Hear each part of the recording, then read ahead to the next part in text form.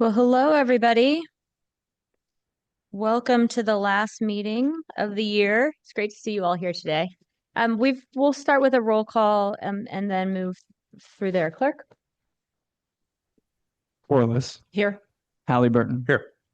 Morales, Nash, Here. Stead, Here. Willits. Here.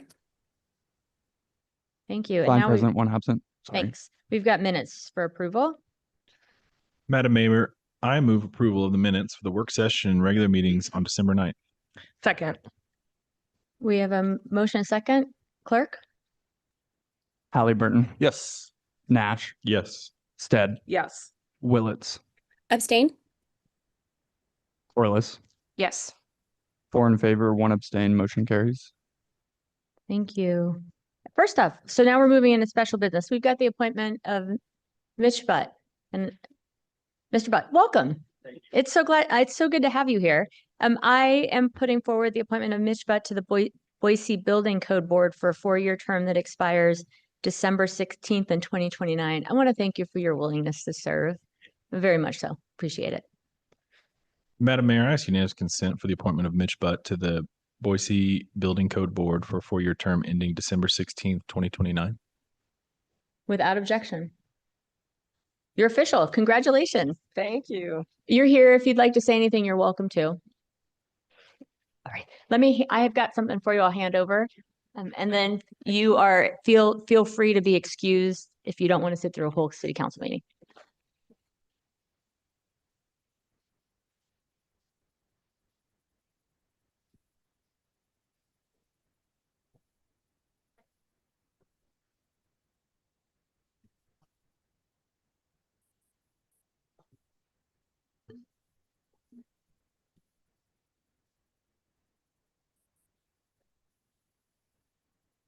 All right. And we will move on to the end of year report for fiscal year 2025. Alicia McAndrews, welcome. Good afternoon, Mayor, Council members. Happy to be here this afternoon with you to present the end of year report for fiscal year 2025.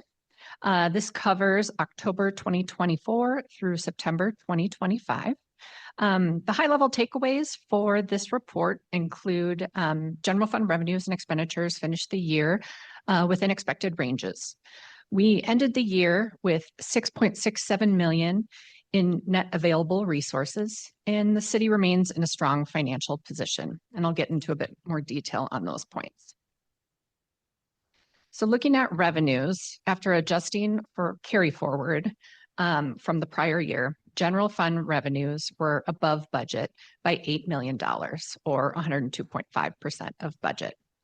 And this is largely due to development fees, which came in 150% of budget, driven by large commercial projects such as Micron, CHIPS Act projects, St. Luke's expansion. And as part of the year-end process, we dedicated $8 million of this fee development revenue in a balance sheet account in the general fund for future planning development services. Other revenues that came in over budget include departmental revenues, which were up 8.2% over fiscal year 2024, driven by Boise Parks and Rec fees, also parking services and public safety contracts. Sales tax also came in higher than expected in the third quarter distribution, where we received an additional $525,000. Looking at expenditures now, overall expenditures finished the year at 93.8% of budget. And that's higher than the previous 4-year average of 91%. Overall, personnel came in slightly over budget due to reduced vacancies and overspend in police overtime. But that was mitigated by maintenance and operations that was slightly under budget at 80.7%. And that's been in a normal range with previous years, the past 4 years being at about 80%. This category of M&O also includes contingencies that had 6.6 million of unspent funds.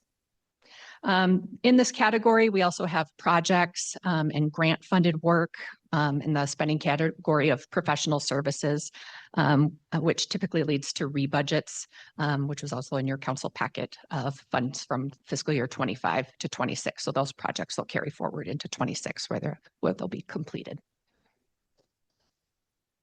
So digging more into that $6.7 million of year-end funds and how it came to be, starting with revenues exceeding expenditures, we get the net income of just over $5 million.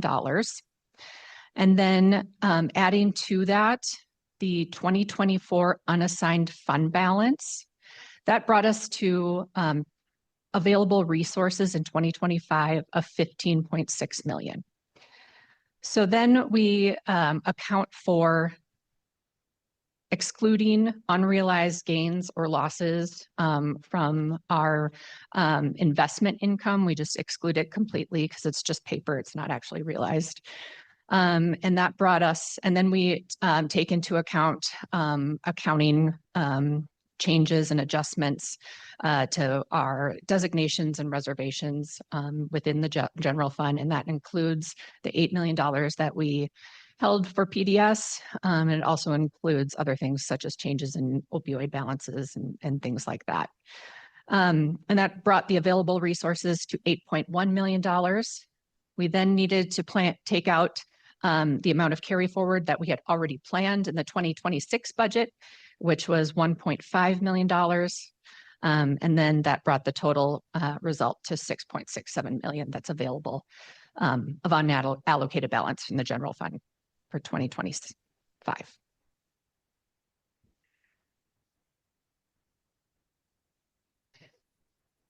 Looking at unemployment, September data wasn't available due to the federal shutdown, but July and August showed favorable unemployment rates hovering around 3.3 to 3.4%, which is the lowest in the state and lower than the US unemployment rate for the same months. So economic conditions remain stable over the past year with unemployment lower than benchmarks, as I mentioned. Interest rates decreased slightly and inflation was still present. But overall, general fund finished the year below budget, as I mentioned. Personnel slightly above budget with M&O categories below budget. So, and as I mentioned, the revenue exceeded budget and resulted in the $6.7 million that we have unallocated and with a recommendation in the IBCs that you will see in my next presentation. So that concludes the end of year report, and I'm happy to stand for any questions. Madam Mayor. Yes. Alicia, could we go back to where the surplus came from? Sure. So it's my understanding that we had higher than expected fee income that has been set aside for PDS for allowable expenses that they may incur that could be paid for by fee revenue. Is that correct? That's correct. So is that a fiscal year 2026 offset? Like, are we looking at expenses that they will incur in this fiscal year that could be offset? That it is held in a balance sheet reserve account in the general fund for the following year, and we will determine at a later point in time exactly what that entails. Madam Mayor, Alicia, what happens if they do not have reimbursable expenses? If they do not have reimbursable expenses that up to that amount of money, like within the fiscal year, the cash that's left over on our balance sheet for the city is there an issue there if there's not enough reimbursable expenses in PDS? There's not enough, Council Member Nash, if there's not enough reimbursable expenses for PDS do we have a shortfall in 26 in Oh, I see what you're PDS saying. if in there's not PDF. enough reimbursable expenses allowable with the fee revenue? If there's not enough allowable expenses, then they could dip into this reserve account that could be there if there are not enough allowable expenses. This reserve account, the intention is with the reserve account is to use it to bolster the department in the future. We'll determine future investments. Okay, I've heard this presented Friday, talked about it with the mayor yesterday. I fielded some council member questions, and I'm still struggling to kind of wrap my head around it. I think it's difficult for me to understand how we had higher than anticipated fee revenue to the tune of 7-8 million. That's set aside in a reserve account, but that we also have a surplus in our general fund, that there's a proposal to allocate a significant portion of that to the housing trust fund. So I'm having trouble reconciling. Was there a transfer from a reserve account at PDS? I feel like the money's being double counted and I just can't reconcile Okay. that. Councilmember Nash. Yes, I mean, and I can bring you back to the accounting here because the numbers do explain the story. And I'm sorry, maybe I'm not doing the best job, but we do include within the changes in designations and reservations, the $8 million within there in that reservation of the funds. There is no transferring of funds occurring. There is no double counting. It is just reconciling the fund balance numbers to the budget. So taking the funds, the unassigned fund balance from last year, adding on our net income from this year, making the adjustments that we need to, both from the accounting standpoint plus what we've budgeted in 26.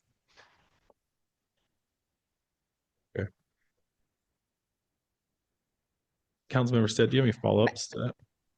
Oh, I know that there's a couple other council members that are sitting on questions. I was gonna let them, I don't have follow-up questions specifically to this, but I'm thinking we might get to some of that more information with the other questions that I know are coming.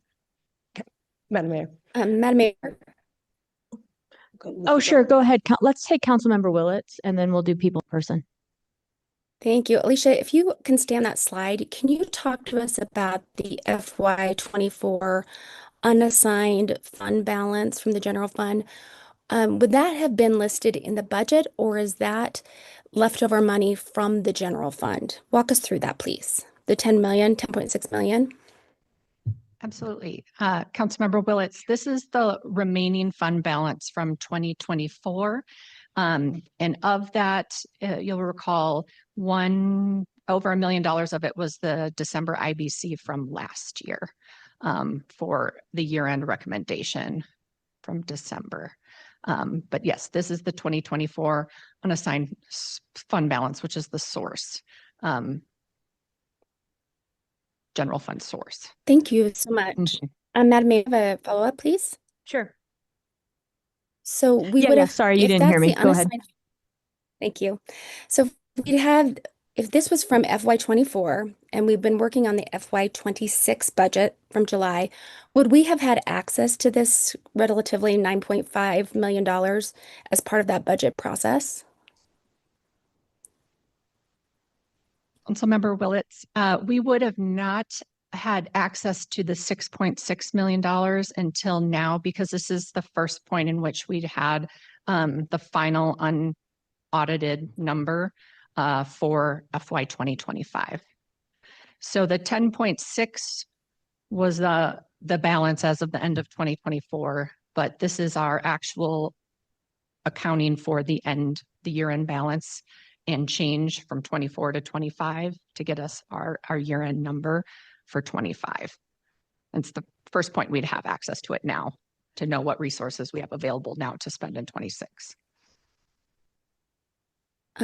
Madam Mayor, so I need clarification. When would we have known on the FY 2024 the unassigned fund balance? Because that should have been reconciled as part of the FY 25 previously. So walk me through that. Like what's the timing on that? Because now we've got 2 fiscal years in one. I can understand 1 fiscal year, but I'm struggling to understand 2 fiscal years. Yes, Councilmember Willetts, my apologies. Yes, this was known and it was presented as part of the year-end report last year. It is just brought in as we use to reconcile to get to our year-end number for 2025 now. Because we're taking our And net then was income that from our net income from this year and adding it to our ending position from last year. thank you, Madam Mayor. I'm sure other folks have questions. I'll come back. Madam Mayor, while we're talking about the unassigned funds, is it possible? So I was under the impression that we had to level out the budget each year, but if there are with allocations, but if there are unassigned funds for 2024, can we leave it or can we like sit on unassigned funds from 2025, or do those also need to be rectified at this point? Thanks, Councilmember Stead. State law requires that we adopt a balanced budget. And as I said, this is the first point in time that we have an unaudited number to bring to council. And so it is our recommendation that council make a motion to budget this unallocated balance to have a balanced budget. While we have a recommendation before you to take action, it's not recommended that it is sitting there without a designated purpose. Thank you, Alicia and Madam Mayor. So why, and we might have heard this last year, so apologies if this is a recap from last year's presentation, but if that's the recommendation and supported by state code, how did we end up with the unassigned funds from 2024? I'm going to look. Yeah, please. To Sorry. Eric. It looks like Eric's moving back. Since it was Eric last year, that Eric could probably That makes help sense. us with some history here. I think maybe that's where other council members are getting hung up. If we're saying, no, we can't leave funds unassigned, and there were all these unassigned funds last year, would love to better understand those differences. Thanks, Eric. Madam Mayor, members of council, that 10.6 million was technically assigned. So at the conclusion of fiscal year 2024, when we brought our end of year report, we represented that $10.6 million was available. Of that 10.6 million, approximately, from memory, about 8.8 million of it, I think, was pre-allocated as part of the FY25 adopted budget. And the remaining 1 point whatever million that would have been was brought forward via an IBC in December of 2024.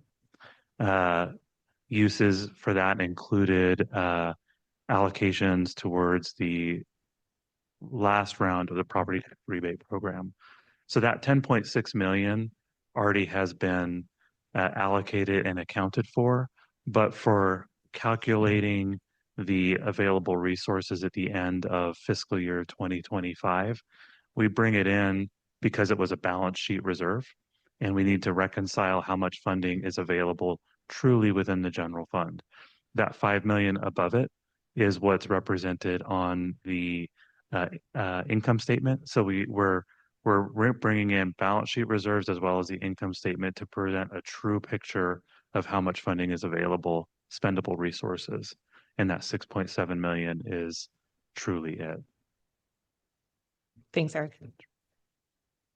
Madam Mayor, Eric, if I may need to hear, because I think calling this the fiscal 24 is just causing some of the consternation, right? So if I hear you right, these really haven't been unassigned this last fiscal 25 year. The funds had been assigned to projects that maybe weren't fully spent. I guess, how are we ending up with a reserve of 10.6 million if they were assigned? Madam Mayor, Council Member, I think we're ending up with a reserve of 6.7 million. The numbers that you're seeing represented on that table are an accounting to get you from the very beginning and how we calculated to get to that 6.7 million. The 10.6 million in unassigned is really just one part of the calculation.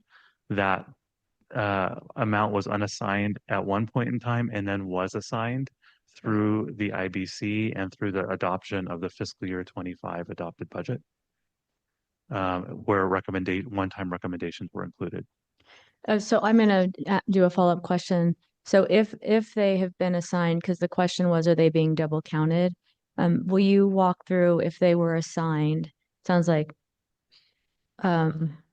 one something was done in IBC, the rest of it,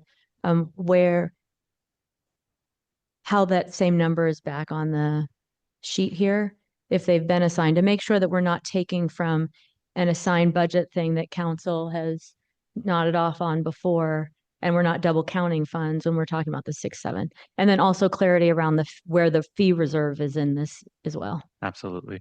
Madam Mayor, Council Member, confidently I can state that we are not double counting any of these funds. The 10.6 million and the way that we're treating the prior year unassigned fund balance has been consistently represented within our end of year reports. There's a reconciliation that we include each year. It's within the first five or six pages of that document that outlines how we get to the net available resources that are then subsequently brought forward as an IBC. So the accounting treatment is consistent, and this is the way we have always done things. And really, I think maybe it gets a little bit confusing because we are talking about multiple fiscal years, but it has to do with the fact that we are looking at income statement and balance sheets, and really kind of some technical accounting here. But again, I can say definitively that there is no double counting. As to the question regarding the fee reserve and where that's represented, it's represented in that $6.5 million figure in the middle of that table. There are a whole series of Is that the changes in designations and reservations? The numbers are so similar, so I think the more clarity we can have in what we're calling it, the better. Is that what you're Absolutely. talking about? Madam Mayor, that is correct. Okay. That 6.5 million is there's really a series of figures that when added together make up that 6.5 million. So there is a new reserve of $8 million on the balance sheet that's being held for future development fees. There are also some subtractions coming from various designations, as Alicia mentioned. The amount that we're holding for opioids and the opioid settlement is being decreased. There's about $3 million for carryover on the income statement, on the balance sheet. We need to take into account what the change in rebudgets is from one year to the next. So on the consent calendar, we have our rebudget report. And if you were to look at that rebudget report this year and compare it to last year's rebudget report, you'd see that we're carrying forward about $3.5 million less than we did last year. So there's a whole series of designations and reservations that are accounted for within that 6.5 million. But one of them, Madam Mayor, is that $8 million development fee reserve. I'm not sure if that answers the question. Madam Mayor? Sure. I think, Eric, the changes in designations and reservations is what I'm most interested in, because it feels like we had the fee revenue coming in, and then we're using these changes in designations and reservations to pay for the IBC today. So I don't know if I missed something about what those changes in designations and reservations were, but one thing I heard you say about the opioid settlement money, that the amount that we're carrying forward is being reduced. That makes it sound like we're spending the opioid settlement money on the IBC today. Madam Mayor, Councilmember Nash, apologies if it came out that way. That is not an accurate statement. Really what the change in designation is looking at how much needs to be held on the balance sheet at the end of the year. The reduction in that amount is attributable to council approved investments using opioid settlements towards the Allenbaugh House. So I'm going to stop you there, Eric. Are you saying the 6.5, just for me as well, the changes in designations and reservations, the 6.5 figure is, oh, now I'm not sure what I was going to ask you, is separate from, or is had subtracted from it than the opioids piece that you're about to answer? Madam Mayor, that is one element Okay. of the 6.5 million, albeit a relatively small element. But really what we're looking at here is the overall status of the entire general fund. And we're saying how much is available in the general fund at the conclusion of the fiscal year. So there are so many ins and outs and reconciliations that need to be performed to derive that $6.7 million number. It's very difficult to pin it on any one singular factor, but there are a series of about 8 to 10 adjustments that we have to look at each year. We look at our prepaids. We look at the amount that's being held for print shop. There's a whole series of different things that we need to look at that are really accounting treatments that are required for us to do in order to be able to communicate how much we have in surplus funds. That opioid settlement is one element of that. Madam Mayor. Mhm. Eric, I think where I'm getting most hung up, and I don't need to figure it out today, is reconciliation of balance sheets and income statements, and I don't think I'm going to get there. What I really would like to be able to do is to tell a council member or constituent that we had unanticipated fee revenue come in, but I can't tell them. It sounds like we're not saying that that's what's actually funding the IBC today. And give me the line I can use to explain how we're funding this today if this doesn't equal this. Thank you for that question, Madam Mayor, Council Member. Let me take my best shot at that. The $6.7 million is attributable to a whole series of things, primarily our activity that occurred within fiscal year 25. Now we spoke to the fact that we are reserving $8 million in development fee revenue for future development fee needs, but there are other revenue streams that also enter into the equation. So Alicia mentioned sales tax and the fact that sales tax came in, a little bit more than $500,000 over budget, over our budgeted estimates. We have other fee revenues. So you can think about our parks and recreation fees that outperformed our budgeted estimates. Those fee numbers are available to go to the bottom line. And let me speak to that for just a brief moment. The reason that we needed to reserve the planning and development revenues and not necessarily every other fee that is received is because the development fee revenues came in above costs. And there's a difference between coming in above costs and coming in above budgeted revenue estimates. If we look at the planning and development ones, we can say that the revenues came in above the actual amount that we incurred, and state code does not allow us to make a profit on our revenues. If you look at some of the other areas like our parks and recreation, we might have exceeded our revenue estimate, but we did not come in above our costs. So therefore, we were allowed to include those. So, Councilmember, maybe to synthesize, the line that you might use is that 6.6 million is attributable to underspend in various categories, including contingencies and maintenance and operations, as well as certain revenues that came in above budgeted estimates and are allowable to be used for general purposes. All right. Madam Mayor, I think I gave you direction on trying to be creative to fund our housing trusts going forward. And I think I maybe got more than I bargained for on the creativity here. Creative but legal. Yeah. I heard you all loud Madam and Mayor? clear. Just a second. Just in response to Council President Nash, and you've demonstrated continuously, loudly and clearly that your commitment is to affordable housing.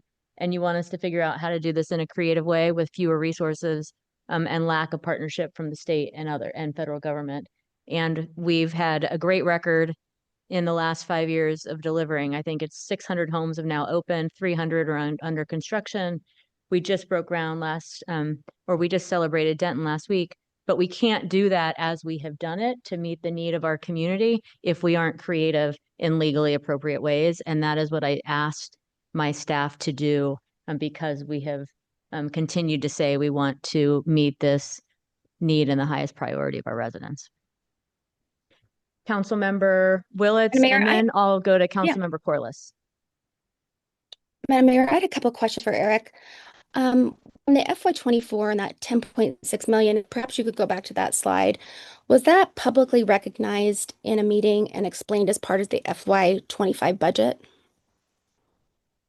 Madam Mayor, Councilmember Willetts, yes, it was. That 10.6 million was explicitly called out when we presented our fiscal year 24 end of year report, which would have been probably the last meeting of December in calendar 2024. And was And that then again called out in the FY25 budget when we had those discussions earlier this year?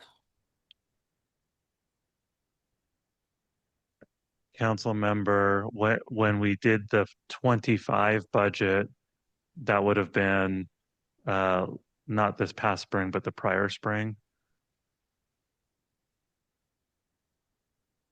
Yeah, I Yeah, mean, I so- understand that we Right. get an end of year report. I'm wondering if that was then publicly acknowledged as we went through the budget process. I think Councilmember Willetts might be referring to the 2026, this last budget making process. Are you asking if the 10.6 million was referred to in this last year's budget making process, our 2026 budget?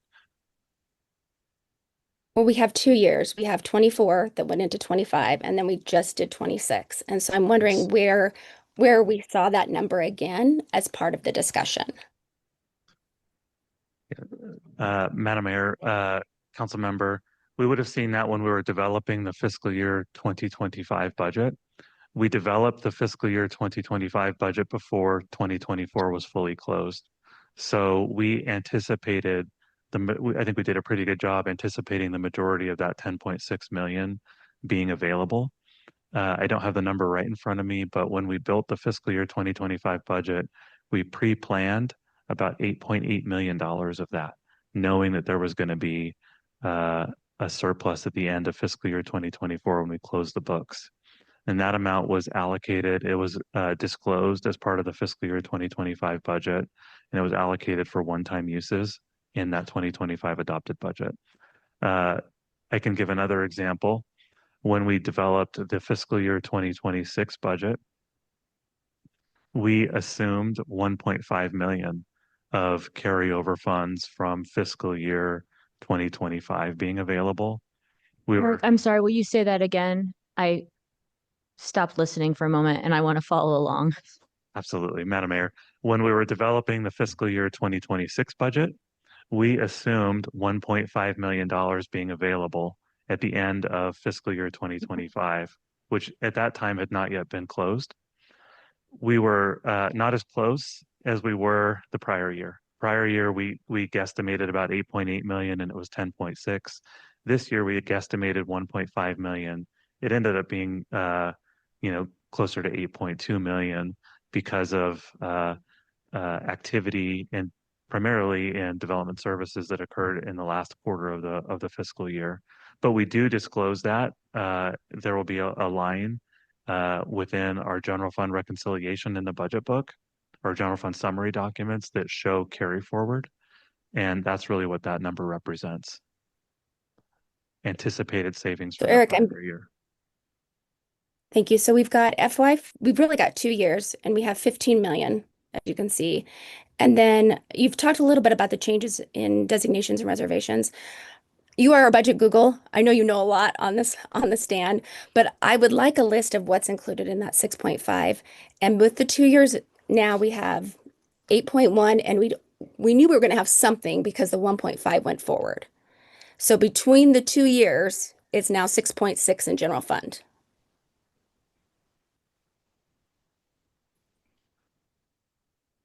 Councilmember, I think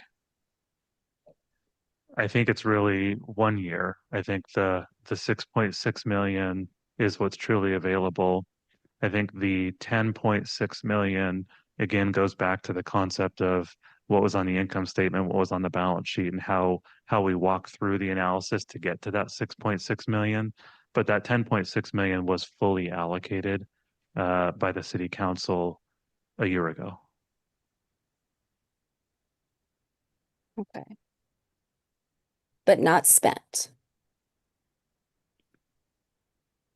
Council member, I wouldn't even necessarily say that it was not spent because that 10.6 million went towards resources or investments that were approved in December of calendar 2024 and were spent over the course of the fiscal year. Eric, one last question. I know you know this one because you are a budget Google. In terms of property taxes, obviously there's a limit that we have unless this city goes underneath that, below that limit, like during COVID when the city didn't take any property taxes. How much over and above in property tax did the city collect in FY 25 and FY 26? Council member, can I ask for a little clarification on that question when you bet. say over and above? I want to make sure I answer that question accurately. Yeah, so if we have, the legislature said you can only take this amount, but you can say if you take under that amount, you can save it for later and then add it. And during the COVID years, there was 1 year where Boise didn't take anything. And so over time, it's added property taxes to recoup for that. So last year, or this, if FY 26 and FY 25, how much, I call them backsies, did the city of Boise take over and above the 3%? I think the Count- council member is referring to the foregone. Madam Mayor. That yes, is the technical term. Yes, Madam Mayor. Yeah. There's some translation that all of us need because we all use like regular people words. And then Eric is very precise and Alicia as well as our finance people, and they're using finance words. So, Madam Mayor, council member, the amount of foregone that was taken in fiscal year 2025 and is also going to be taken in fiscal year 2026 is in round numbers about $2 million per year. There are limitations on how Did you say much. two? Approximately $2 million. Yes. There are limitations on how much foregone can be taken in any given year. So as you referenced, there was a year during the height of COVID where we took no increase. And in order to go back and get that, you can't take it all at once. You have to parse it up into years, into several years. But each of those bites at the apple is approximately $2 million. And Thank you. Eric, that foregone becomes ongoing general fund base budget, correct? It's not one-time budget. Can you talk through the difference there too? Absolutely, Madam Mayor, that is correct. When we take that foregone, the 2 million that we took in fiscal year 2025, we got an additional $2 million in property tax revenue that year, and then that becomes part of the base. So in fiscal year 26, you'd get that in 27, and as long as we opted to take it, we could take that $2 million. So it becomes an ongoing revenue stream to support general government services.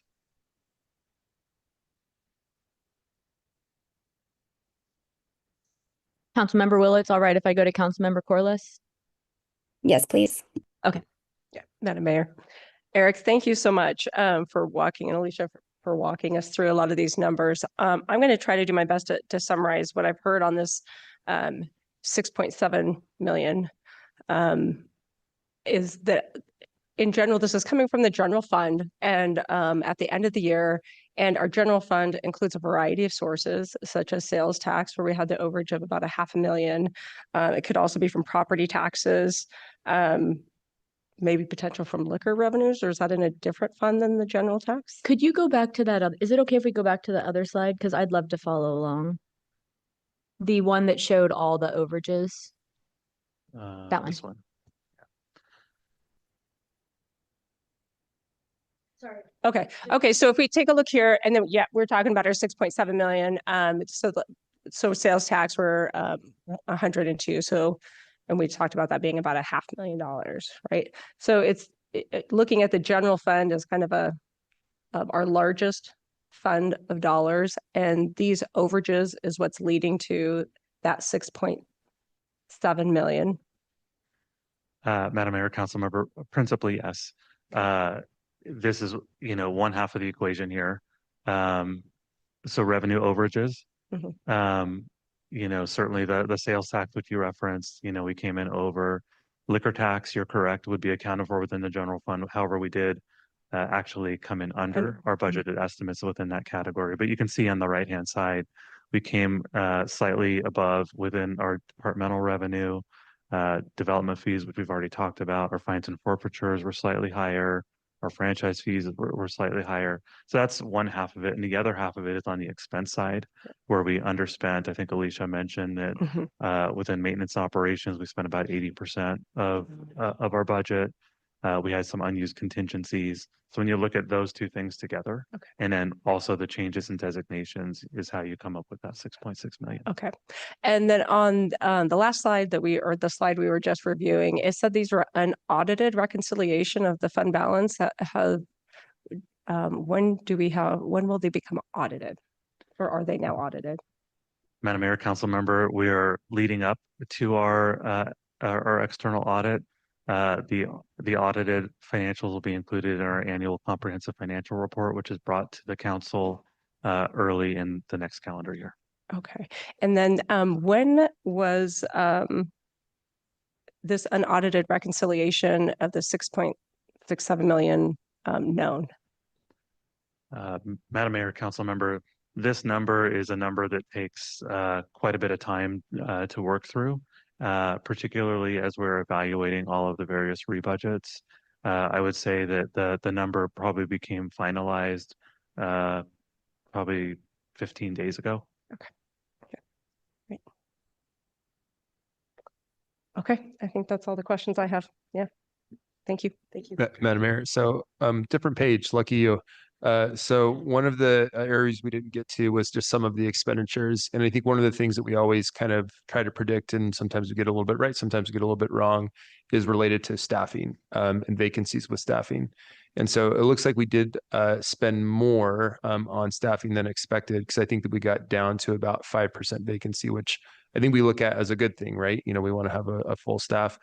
But I'm trying to remember how much we actually plan for on a yearly basis as far as vacancies goes, and if we know how much we planned for in fiscal year 2026. Madam Mayor, Council Member, I'd have to come back with the exact dollar amount that we plan for in vacancy savings. Percentage wise, do we remember? As a percentage, it was approximately 3%.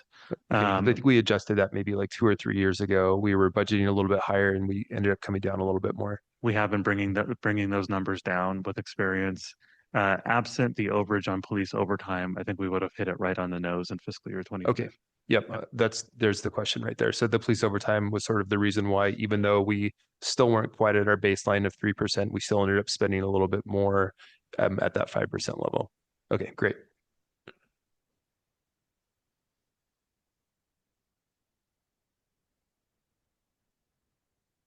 Anything further on this? Eric, Madam Mayor. He's here, Lucy. You're good. Okay, good. Eric, I'm trying to find this, but unfortunately it's not coming up. How much did we have reserved in the capital fund in FY26? I know that we had a lot of projects that were taken out of it, and as I recall, it was quite low. What's the capital fund in FY26? Council Member, is the question, how much are we transferring from the general fund into the capital fund in fiscal year 26? How much is in reserve in the capital fund in FY26 that is unallocated? Councilmember, I don't have that number right off the tip of my tongue.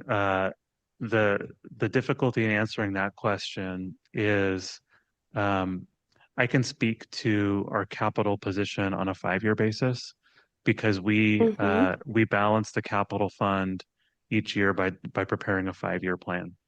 And we have due to kind of the varying nature of timing and costs within the capital fund, we are always aiming to ensure that we can bring forward a plan that meets our needs and obligations over a 5-year period. When we look at our planned expenses and the revenues that we anticipate to be available and our fund balance in the capital fund, we are basically at even. We are not assuming very much at all of a fund balance within the capital fund, but we do assume that we will be able to meet all of our needs and obligations. Right. Madam Mayor, Eric, as I recall, we had the Boise Depot and the city parking garage. There were some unexpected capital expenses. And so the capital projects bucket had been really drained down to zero for things that were new. There wasn't any extra left. We allocated it all. Do I recall that correctly? Before Eric answers that, council member, you're really pixelated and chopping up. And so I'm just wondering if you could turn off your camera and we could see if that helps us. And Yeah, there might you be, bet. I Thank hate to you. do that. I know it, but it might help us not have the lag. Thank you. Yeah, I'm in rural Idaho. It's not great Wi-Fi. Eric, let me rephrase the question.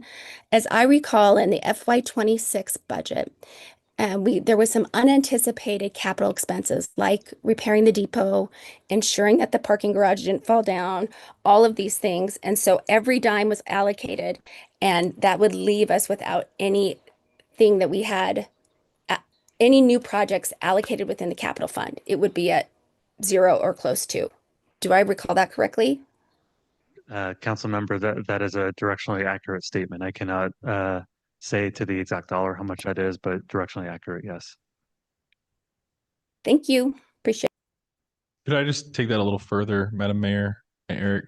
I think what Councilmember Willetts is getting at is we're allocating this money towards the Housing Trust Fund, and we might be doing that at the expense of other one-time possible transfers. And how would you state the position of our capital reserves and our capital planning in light of this IBC or just in general? I know we did allocate more ongoing expenses at the same time that we took one-time expenses out of capital reserve, but could you just speak to that generally so that we have an idea of making sure that we're taking care of all of our one-time needs as we make this transfer? Absolutely. Thank you for that question. Yeah, so as part of the fiscal year 26 budget and 25, when we took foregone as well, we have made significant investments within our capital fund on an ongoing basis. So we have consistently been allocating more and more towards that transfer. Each year, when we develop our budget package for city council consideration, we reevaluate our capital plan and we look to see what our needs are, how costs have changed. And one of the ways that we have been able to maintain and balance and address certain unanticipated needs, some of which Councilmember Willetts, you just mentioned, has been through the pre-planning of current year savings. So we have done, if you were to look at the amount that we have transferred from the general fund into the capital fund, we have our baseline amount, and then we have one-time amounts. And typically those one-time amounts are included as part of the adopted budget, assuming savings from the current year. So I would assume that that would be a potential way that we could augment the capital fund balance when we bring forward the 27 budget by looking at fiscal year 26 and looking to see if there are opportunities to recognize any savings from the present year. So if I can just restate that in my own thinking, it sounds like the capital reserve fund that we spent down in this last budget build, that fund can be replenished through savings of on projects that we're paying for with ongoing funding that we're contributing. Is that correct? Councilmember, that's one way that we have been able to sustain operations and increase our investments overtime. Correct.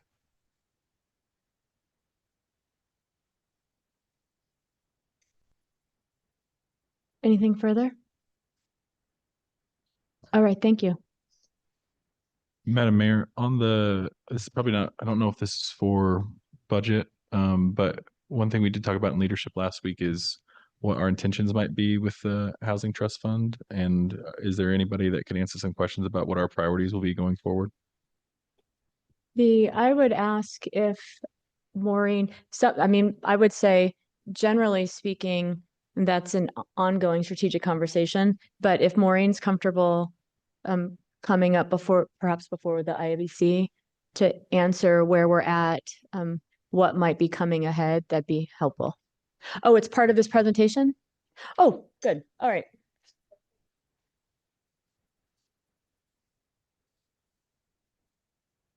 Is there a slide on it? It sounds like Maureen yeah.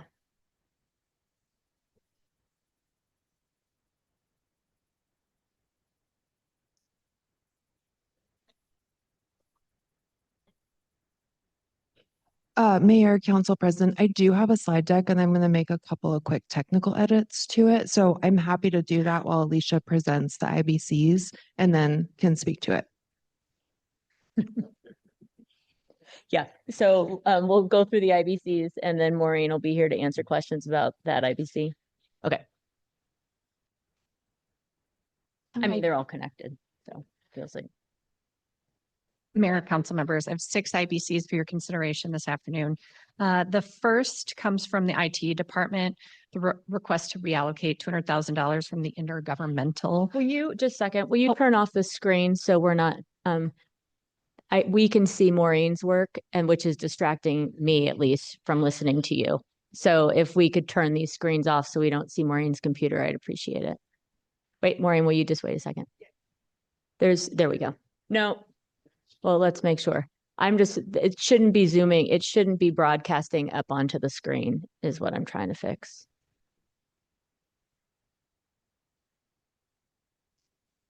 It might not be possible. Oh, I don't.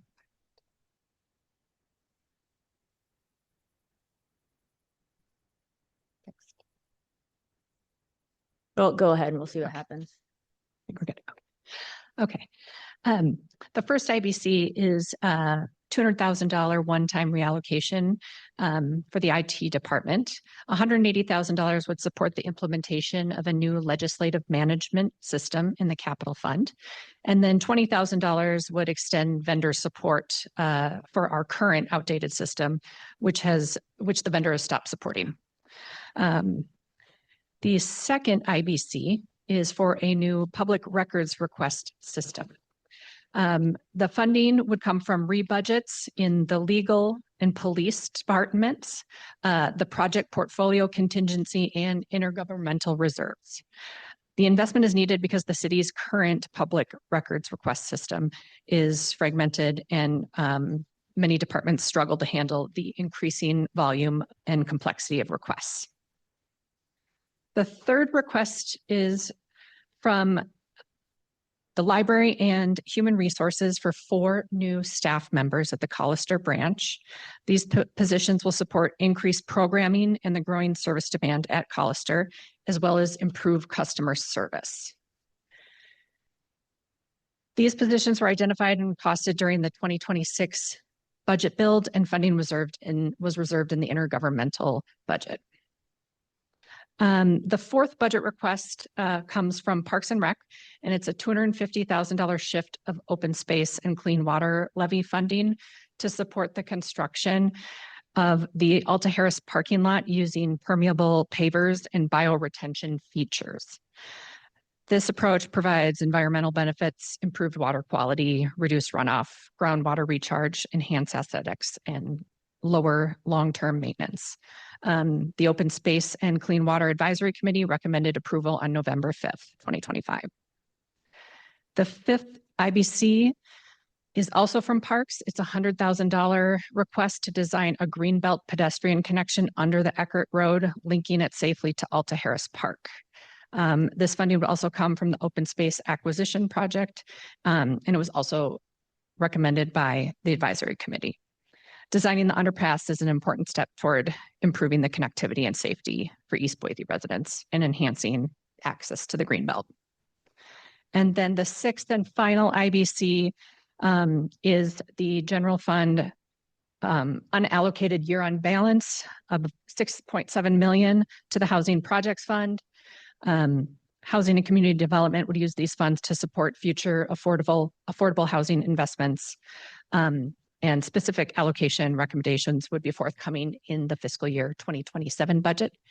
And I can hand it over to Mo if she's ready to discuss in further detail. But I'm happy to take any other questions on the other IBCs before that. Thanks. I'll take questions. And while you're doing that, Greg, we're ready for the screens to go back on. Questions for Alicia? Yeah, Madam Mayor. Yes. On our first interim budget change, I wonder if we can get just a little better idea of what that legislative management system is. The 180,000.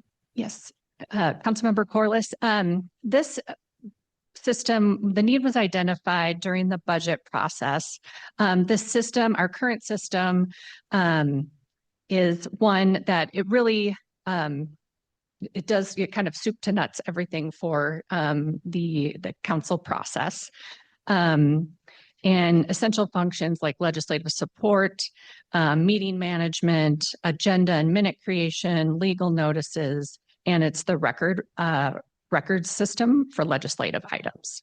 It's statutorily required, and the project has already been delayed. So it's kind of in critical need of replacement at this point. Madam Mayor, just a follow up. So this is a new software program. Is that correct? That's statutorily mandated for us to have. So we're probably mandated to have a system, and this is a system we chose. Councilmember, that's correct. Okay.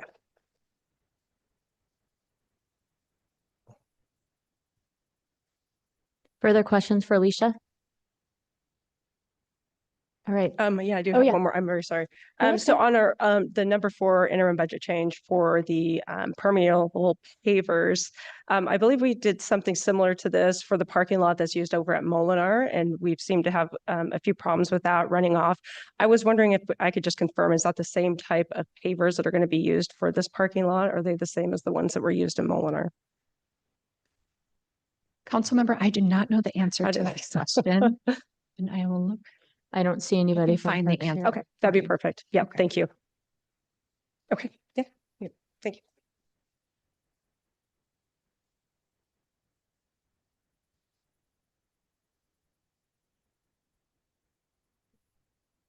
Okay, Madam Mayor, council members, Maureen Brewer, PDS Director. I just have a short presentation related to the housing IBC, and just wanted to provide some additional context about the housing need that exists. Just a reminder as far as that's concerned, how the city has been responding to that need and what it takes to do so, and then what we're starting to map out for some potential uses for these funds.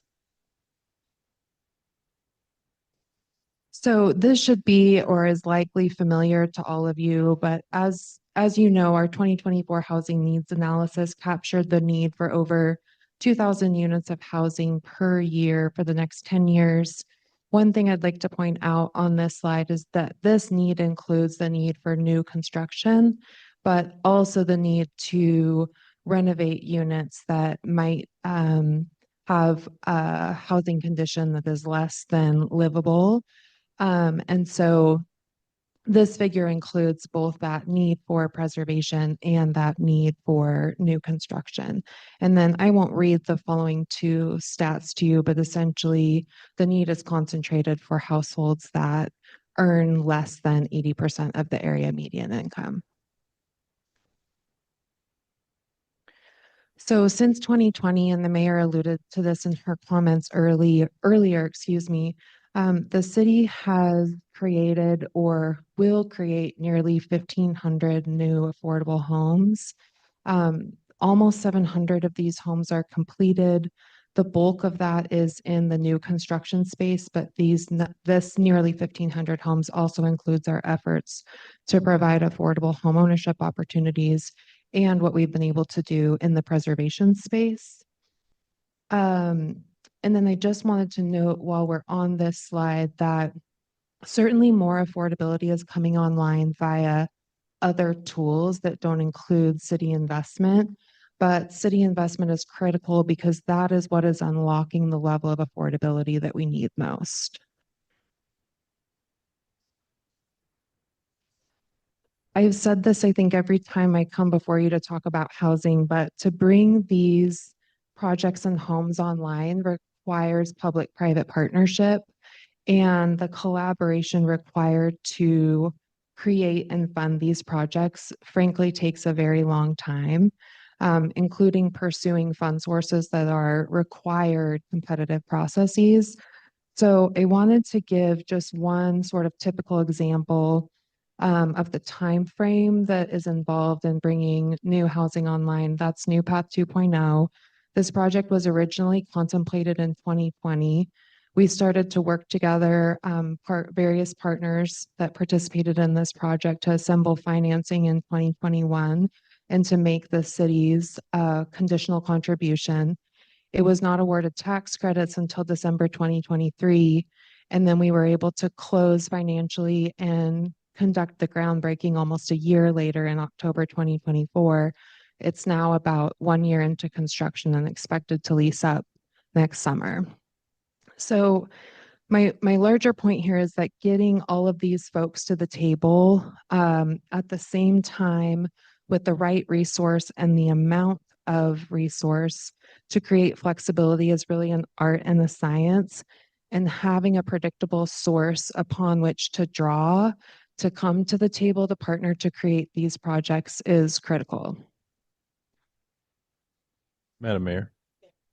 Maureen, I sound like a very old person when I say this, but how can we build the Hoover Dam in 5 years and it takes 6 years to bring some affordable units online? And is that something that, I mean, you have more control over at PDS, or is that not even, is it financing and construction and Madam Mayor, Council President Nash, so certainly the planning or entitlement and then permitting process is happening alongside this financing process, but this is what it takes to create the capital stack for affordable housing projects.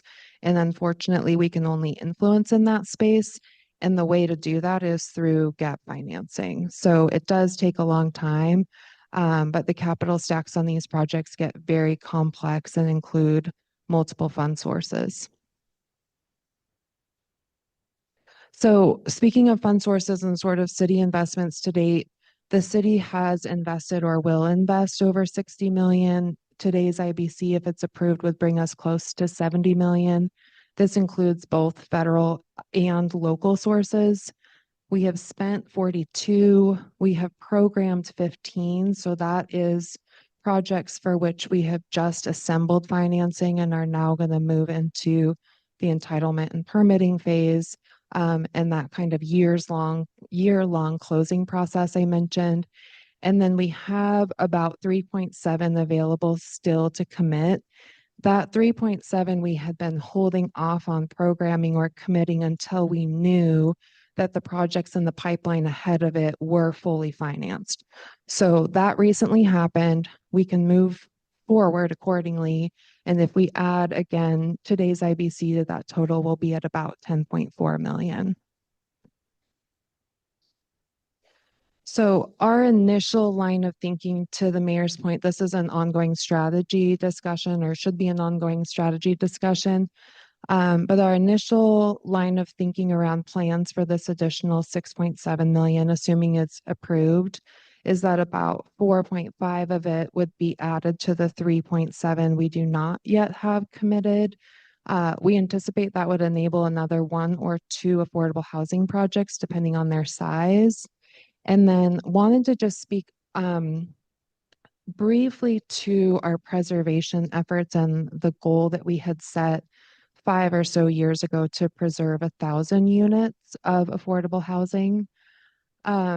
HCD, for various reasons, our Housing and Community Development Division has preserved just over 100 units of housing. So we're falling well short of that goal, and sort of revisiting that goal probably makes sense in the coming calendar year. but we also have been using some city funds provided to community nonprofits that have provided weatherization improvements. 250 households have received weatherization improvements over the last 4 program years. So what we are thinking might make sense in order to essentially expand our preservation strategy is to combine efforts, because we know that that deep need exists. And it would be a meaningful way for the city to sort of accelerate its progress on preservation, because this has been a difficult nut for us to crack.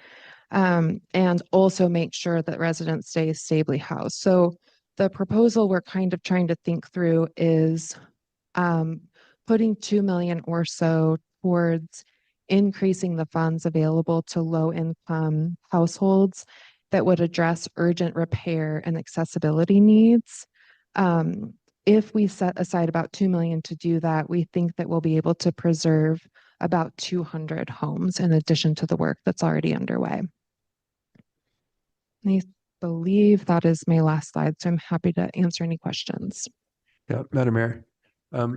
Maureen, thank you. Can you explain a little bit more? You already did some about how that preservation works. So I know that we've had like maybe some examples in the past. I think that there was a mobile home lot that we bought out by Shopco, and that was able to preserve some houses that were on that piece of property. So that one's pretty easy to understand. And then you talked about some of like the weather stripping. I think there's some nonprofits that we work with there. I'm trying to maybe just understand a little bit more how somebody becomes eligible for this program, or how we select, a unit or a place where we're going to help preserve that affordability or help improve the living situation in the house. How do we go about selecting those, or how do those projects come into our purview? Madam Mayor, Councilmember Halliburton, let me answer some of that, and then I might look to Kaya or others on the housing team if I don't answer all of your question. So a couple of things I just want to context set. When we set that goal to preserve 1,000 units of housing, what we really had in mind was intervening when low-income housing tax credit projects had an expiring period of affordability.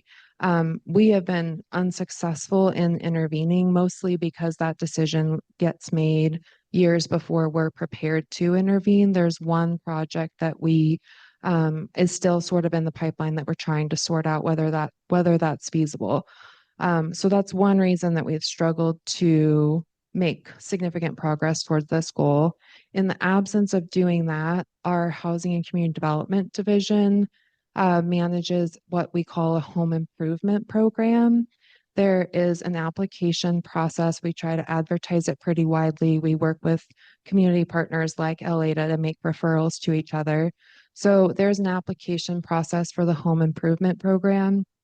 And in that home improvement program, primary eligibility is income. And then we're doing major life and safety repairs. And the program that, for example, LADA administers as far as weatherization is concerned, is sort of a lighter touch than what we do through the home improvement program. I don't have the eligibility specifically for LADA's weatherization program, except that I know it is like our city program, income-based. Great.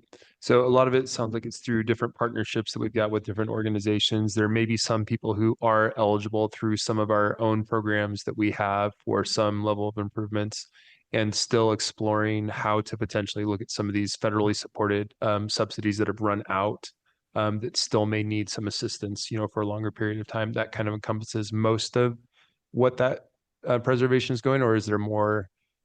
Is there other additional ones on top of those?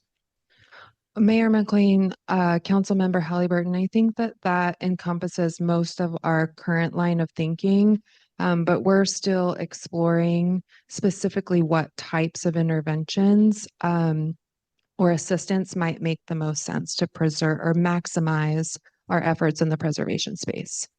And just on that, it'd be my intention that as they're exploring, we work together through work session to finalize what the approach we might want to take. Yeah, I mean, I remember when some of those goals sort of originated, we have some ideas of how we were going to get there. but like you said, we haven't have had as much success there as we have in some of our other kind of efforts in pipeline. So yeah, I was curious to see if there was something new that was emerging there with the additional funds, or if it's still us exploring what we might be able to do in that area. Madam Mayor, Maureen, so getting back to this $2 million in preservation, we haven't flushed out all the programs we're looking at. Is that adequate to say? Okay. But we do have an application online where we have been working with some homeowners for weatherizations similar to Aleda's program. Madam Mayor, Councilmember Corliss, yes, we operate a home improvement program using federal funds. Okay, great, thank you. In 2020, we did a housing needs analysis, and so we've updated it with 2024. And in that housing needs analysis, it both gave us the overarching number, like what was on the slide in terms of new homes that we knew from a kind of growth perspective we needed to see built. And that would not be all done by the city, but the market and others needed to respond. And from that original 2020 housing needs assessment, we said, okay, what can be stretch goals? But really, we'd have to stretch to make, but we'd try to make, recognizing the need is bigger, but that we have limited resources, but also limited influence. And so we set a goal of 1,250 new homes that we would be partners in. We aspired to be partners in that were deeply affordable, pretty much at 60% AMI or below. And then 1,250 homes that we would be partners in preserving existing affordable housing. And as you saw in the numbers, we're on track with the new homes, which is exciting. But we are well aware of the fact that the preserving existing homes has been harder. And so have said, okay, we need to now continue to ensure that we've got funds to grow our success in the new home space, because the new 2024 analysis shows that we continue to need them. But we've got to spend some time now looking at new ways that we can increase our impact in the preservation space, because we didn't meet that goal and really need to. Madam Mayor, on that. So when we look at the preservation side of things, if I heard Maureen correctly, is that our goal at the start was really to look at that preservation from the housing units, the low income housing credits expire, to see if we could preserve some of those. And we just weren't able to do that because there's already been long-term plans in place, and it was just proving to be difficult. So now we're looking to kind of pivot, keep with the same goal, but now pivot on how we look to do that. Is that accurate? I'd say that, but I haven't taken the planning to purchase those as apartments come offline, that 50-year, 40-year expires for affordability. That is still something we want to become more strategic and engaged around to see if we can have impact in that space. So it's not off the table. We're looking at other creative ways we can partner to preserve homes while also trying to figure out planning forward, because those owners do have plans many years in advance. Planning forward in a way that might make it possible for us to engage in that space too. Perfect. Thank you. And this is all, again, like I really want us to have we will continue to have housing discussions, and my team, they're all nodding in the back, with Maureen and her housing team will come with more in-depth as we move forward, because this is definitely a space where we can have quite a bit of impact if we think as creatively as we have in the creation of new home space. Madam Mayor, just kind of reflecting back on some of those original discussions when we were working on some of these things, at that point, I think we were still perhaps a little bit more comfortable acquiring property. We saw a bunch of different apartment complexes that were disappearing, some different mobile units. And it seems like since then we've kind of shifted a direction where we didn't feel as much that it was in the city's best interest to be the landlords of a lot of different properties. And so it seems like purchasing actual properties and whether it's a mobile home park or whether it's apartment complex actually is a direction that we decided that isn't probably the one that we're moving in. I just want to see if I'm remembering that correctly, if that's still kind of our philosophy, or if we are still looking into opportunities when it comes to an apartment complex, a small, group of units, whether it's mobile homes or smaller houses in a certain area, or if that's something that's kind of at this point off the project list. Mayor, Councilmember Halliburton, it's not off the project list. We're continuing to scan the market for those opportunities and have explored a couple of them over the years. They are few and far between. Part of that has to, I mean, there's a variety of factors about why. One quick example is the financials and sort of striking that balance between what our rental housing team might be able to absorb and what can actually cash flow at affordable rents. So not off the table, it's still a strategy that we are pursuing. Again, those opportunities are just fewer and further between. Madam Mayor? Yeah. Did you have any more slides? Maureen, you done?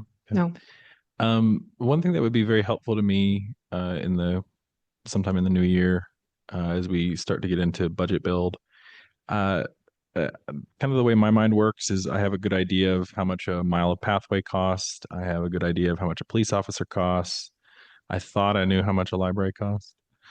And when we say we're doing 6.7 million, in my mind, I mean, these slides help, but I would love to have like a table that shows, how much permanent supportive housing costs, 30% AMI, 60% AMI. And I know it's different depending on the financing of a particular project, but just having a general idea of what we can get for our money on those different tiers of investments, I think would be very helpful for me, so that I can kind of picture that knowing, hey, putting 10 million aside, this is how close we're going to meet our goal on some specific metric.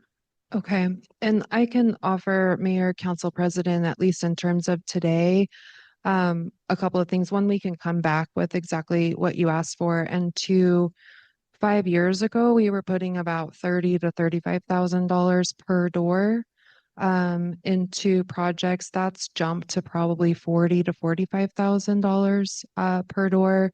We're still striking an overall investment of between 10 to 12, maybe up to 15, but that would be an outlier.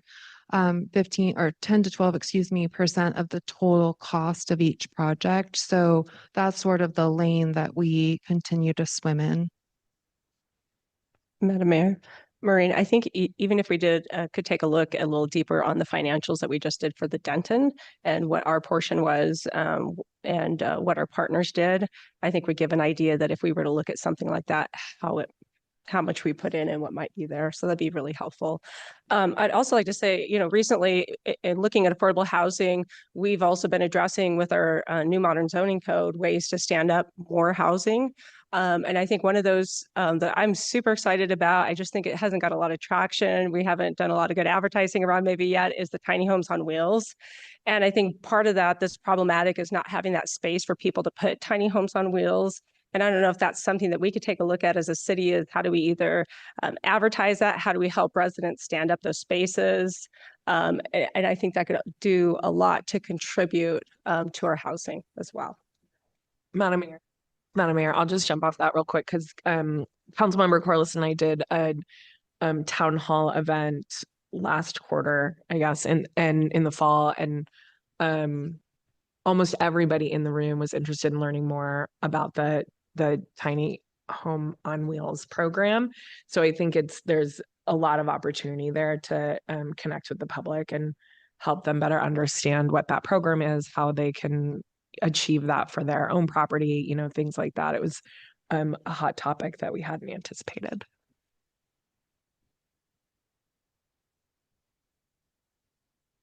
Are there further questions for Maureen or comments? All right, thanks. Madam Mayor, before I think a motion is made here, just like a couple of comments. One, I appreciate all this stuff coming forward. It's a lot of finance information. It's a lot of data coming at us in like one fell swoop and a lot of different spreadsheets. And so definitely a lot of numbers to look at. I think it's always nice, and I realize the timing of this with the end of the year and the funds that are there are a little bit tricky. I think it's always nice for me as a council member to come in these meetings very well informed. So I'm glad that we're having a housing meeting soon. I think that will be helpful. I think an ideal situation might have been having a little bit of that housing information first. And so we would have a little bit of a better idea exactly where the 6.7 or $6.67 million are going. I think we want to make sure that we are getting these in the right spot.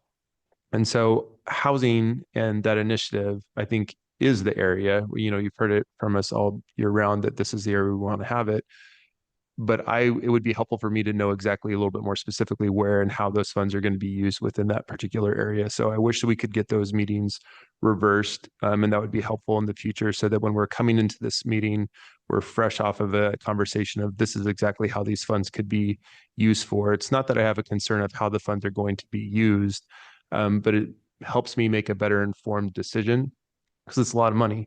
And there are a lot of other projects that are potentially out there, capital projects, pathway projects, safety projects, different things that we could be using.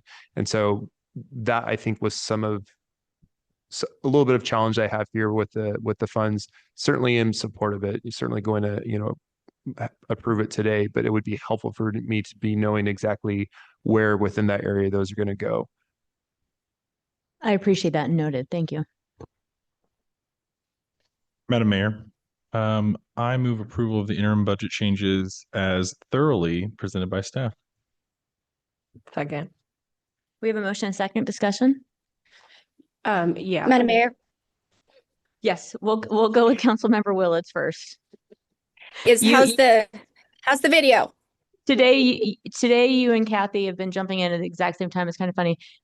I will ask though, Lucy, you are still pixelated. So for Am your I still comment, pixelated? why don't you Okay, yeah, you turn bet. off so we can hear you clearly? Oh, I think you might have muted Nope, yourself wrong instead of thing. turned off your film. I got it now. Thank you. Well, technical difficulties here. Thanks for the presentation. I appreciate Eric and Alicia and Maureen's diligence on this. I will be voting against the motion, and there's a couple of different reasons why. I mean, if we look in the past, few months, Boiseans overwhelmingly gave $11 million to fund open space in one-time money. We also know that Boise has collected about $4 million in tax increases on property taxes. We know that there are huge needs in the city, including capital fund that has been drained to zero. We need more firefighters, more police facilities. We have a libraries facilities plan that has been languishing, and we have a massive backlog of park maintenance. To unilaterally appropriate this surprise money to housing is unwise. It lacks a strategic budget discipline in the context of the greater needs of Boiseans. So I will be voting no. Madam Mayor, I am wondering if there's a way to separate out these interim budget changes, Um, to separate out number 6 specifically. I'm not going to do it. I think the support is there today. We can wait on the comments. If the support isn't there, I'm happy to separate them, but let's wait on everybody's comments. What I would propose, so typically when there's a request like that, if there's already a motion on the table, the maker of the motion has to agree. So it's not my decision. And so let's carry out this motion since there's not agreement there, and then we'll take another motion if necessary. And Madam Mayor, just real quick, I think you can also go through and let everyone know the ones that you would be supportive of and the ones that you wouldn't as well. Yeah, thanks. Okay, so the reason I appreciate that, and I'll go ahead and add some comments here. I'm certainly supportive of the interim budget changes 1 through 5. It's on that 6.67 million, and I'd be remiss if I didn't support my alpha generation by going 6.7. Oh my God. Housing is a #1 priority in the city, and it is it's very, very important. The city has done a lot in this way, and we are going to continue to fund these programs. Where my concern is one that it being announced before we even had an opportunity to talk about this and knew it was even coming. It was just a big surprise. And there are other needs that we do have throughout the city that aren't being addressed. I have to advocate for District 3. We have several households that that are not hooked up to water or to sewer, city services. We have a lot of residents that do not have access to a fire hydrant in that area. And they're at a higher risk because of where they live. The firefighters aren't able to hook up their hose to potentially put out the fire, or have adequate planning to have staffing at the nearby fire station to make sure that that's covered. So I'm looking at these needs, and I think maybe housing does rise to the top. I don't know. We haven't had an opportunity to think or to talk about those other areas in the city, not just in District 3. There's a lot of other areas to say we have these priorities and we have no plans of funding them today.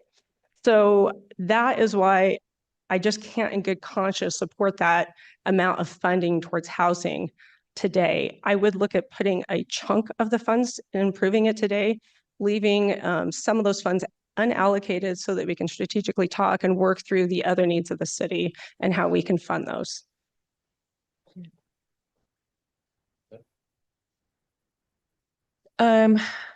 Madam Mayor, I am going to support the motion and the IBCs.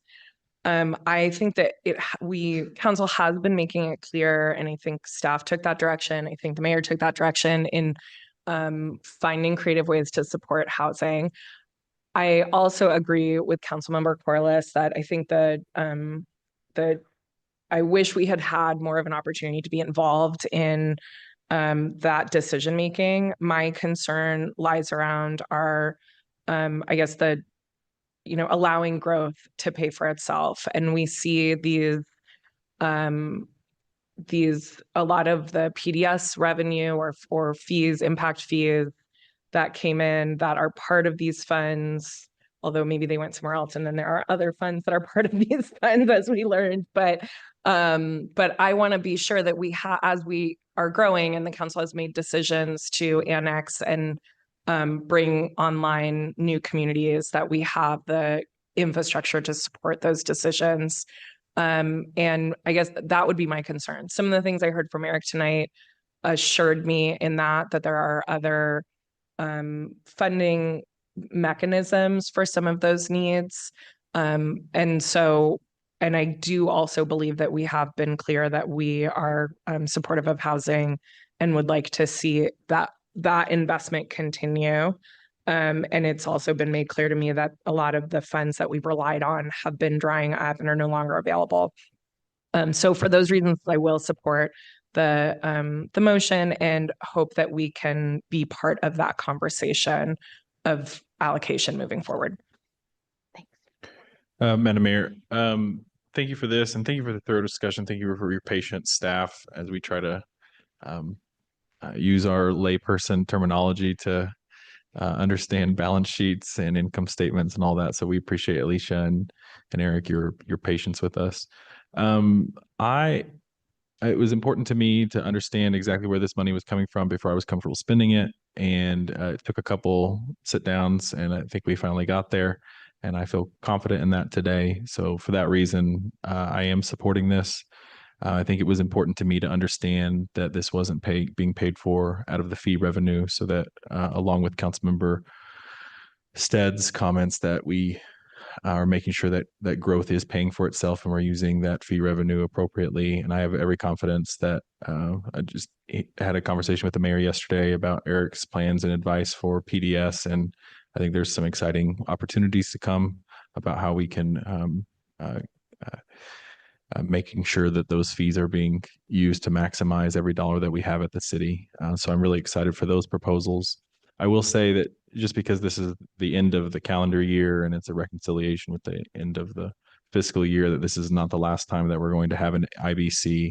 And then there are other needs that we have that are going to get addressed. Had conversations just yesterday about some needs in public safety with the mayor. I know that others here have raised some things that are priorities for them that I would expect to be addressed in IBCs, including Councilmember Corliss. And then additionally, a lot of these priorities that have been brought up today that are competing priorities with housing, I would expect the next leadership team to bring those forward in their presented council priorities so that those can be integrated into the budget build. Councilmember Stead has been making fun of me for the last 6 months because we had a meeting with a homelessness services provider, and I'm starting to get to the point where I can see how much it's going to cost the city to solve homelessness in our city. And as I work on like budget stuff, I'm going to be asking the mayor, I'm going to be asking Eric, I'm going to be asking the staff, is this $100,000, $200,000 that we're putting towards this particular program, is that worth the cost of a family staying unhoused if we don't contribute that? And that's how I'm approaching this particular investment. Is I think this is one of the best places that we can be spending money. I have every confidence in the team in stretching these dollars as far as they go.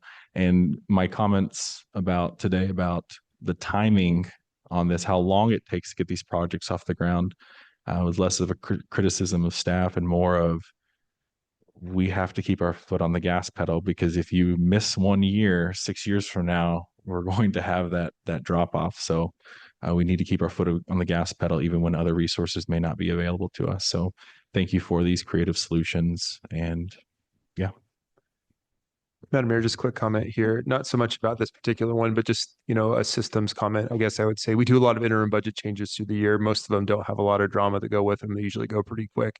But just about every single year, the last one has a lot more, I think, discussion that goes with it, more time on the agenda, more concern from council members, because there's usually bigger items that are on it, and changes that we're going to see before the end of the year, as well as an idea of where our additional funds or lack thereof may be at the end of the year.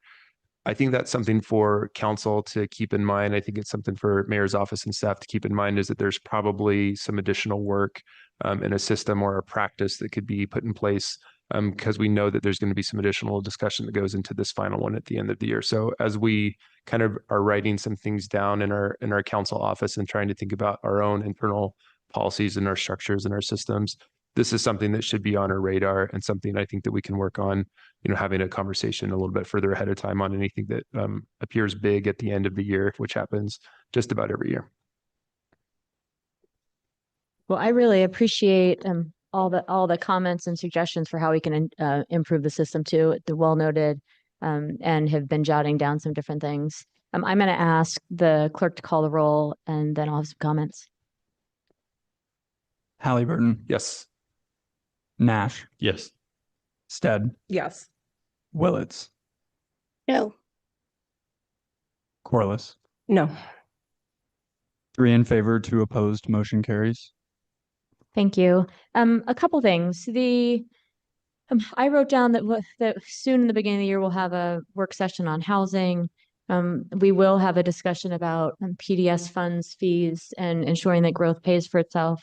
And then noted that in future years, work sessions leading up to the end of the year IBC would be helpful. And I appreciate the conversation today, and enjoyed although I felt like Alicia and Eric especially felt like they were super under the gun, but enjoyed the depth of questioning and discussion, because I think it's at the end of the day, it's better for all of us and better for the community as well to have that issue fleshed out. We will continue looking for ways when we are budget constrained to ensure that we can meet our goal around ensuring a home for everyone. Appreciate, and I know the community does too, the council's commitment to that. I remain committed to that. And so as we look at future needs and future creative ways to fund different things that this community needs, I will also continue to look at how we use to the best of our ability funds that might even be surprise funds, but have work sessions around that, absent a specific funding source for housing moving forward. But thank you all for this discussion, and look forward to the session now where we can really focus on those spaces where we want to be able to do more, especially in the preservation space, because of this investment. Thanks all. All right, we will move to the library. Oh, we're going to take a quick break. I'm sorry, I know you're here till 2. We got to take a break. All right, 5 minutes. Run. Well, welcome back, everybody. As Jessica's getting started on the library, I just want to remind folks that this is the first of quite a few conversations actually we'll be having on our new facilities plan that looks at the next 20 years. And at this meeting, we wanted to address the downtown library specifically, because I want to be clear that we are looking at, the city is looking at, the department is looking at the use of the downtown facility through the course of this facilities plan, 20 plus years, and the investments being made, being proposed into the future, and some of the ones we've made already are designed to do that. And so have asked Jessica, appreciate that our board member is here as well, to join us today for a discussion specific to the downtown facility, so that as we move into the new year, we'll have a calendar of discussions, both with the board, some joint and some separate, to ensure that we get right the planning for our facilities based on this new facilities plan. Madam Mayor, members of council, it's always wonderful to be here to talk to you about the library and our mission to provide access and opportunity for everyone by connecting people to ideas, information, and community. And as the mayor mentioned, I'm going to set the context to preview some discussions that we will have today and then in 2026. And then I'll hand it over to Lindsay Erb, my partner, who will speak really specifically to the technical questions about the downtown facility. This discussion today and the discussions that we'll have in 2026 really do stem from the joint work session that we had in October earlier this year. And so I want to make sure that I start with the key takeaways that we left that joint work session with. The first one is really having strong alignment between the board and council to make sure that we're investing in the upkeep of our current facilities and services. Talked a lot about capital. Part of this work is to make sure that as our branch locations hit their 20-year anniversary, that we have been able to do the work to understand what needs to be ongoing maintenance for those. And then second, these next steps on how to make sure that we're addressing the questions that came out from council during that joint work session. So as the mayor alluded, we have a series of discussions, work sessions, both with board, my board, the city council, and then some joint work sessions planned. Today's meeting is going to focus, as we have said, on the downtown library. And in the first half of 2026, we will have those additional joint work sessions. And then we'll have discussions on criteria for library site selection, library service goals, and then the library capital plan with some of the specific questions that were raised, as I said, in October. So today's discussion is an overview of the investments made in the downtown library since 2019. And it'll include an updated forecast for all the major building life cycle of the systems in that building once the first floor renovation project is complete next year. And then we'll have some additional bonus information for you all on our strategy for the leased model for branches, including a little deep dive on Hillcrest, and then a preview of some of the work being done to refine, ongoing work being done to refine our library's capital plan. And so with that, I'm going to turn it over to Lindsay.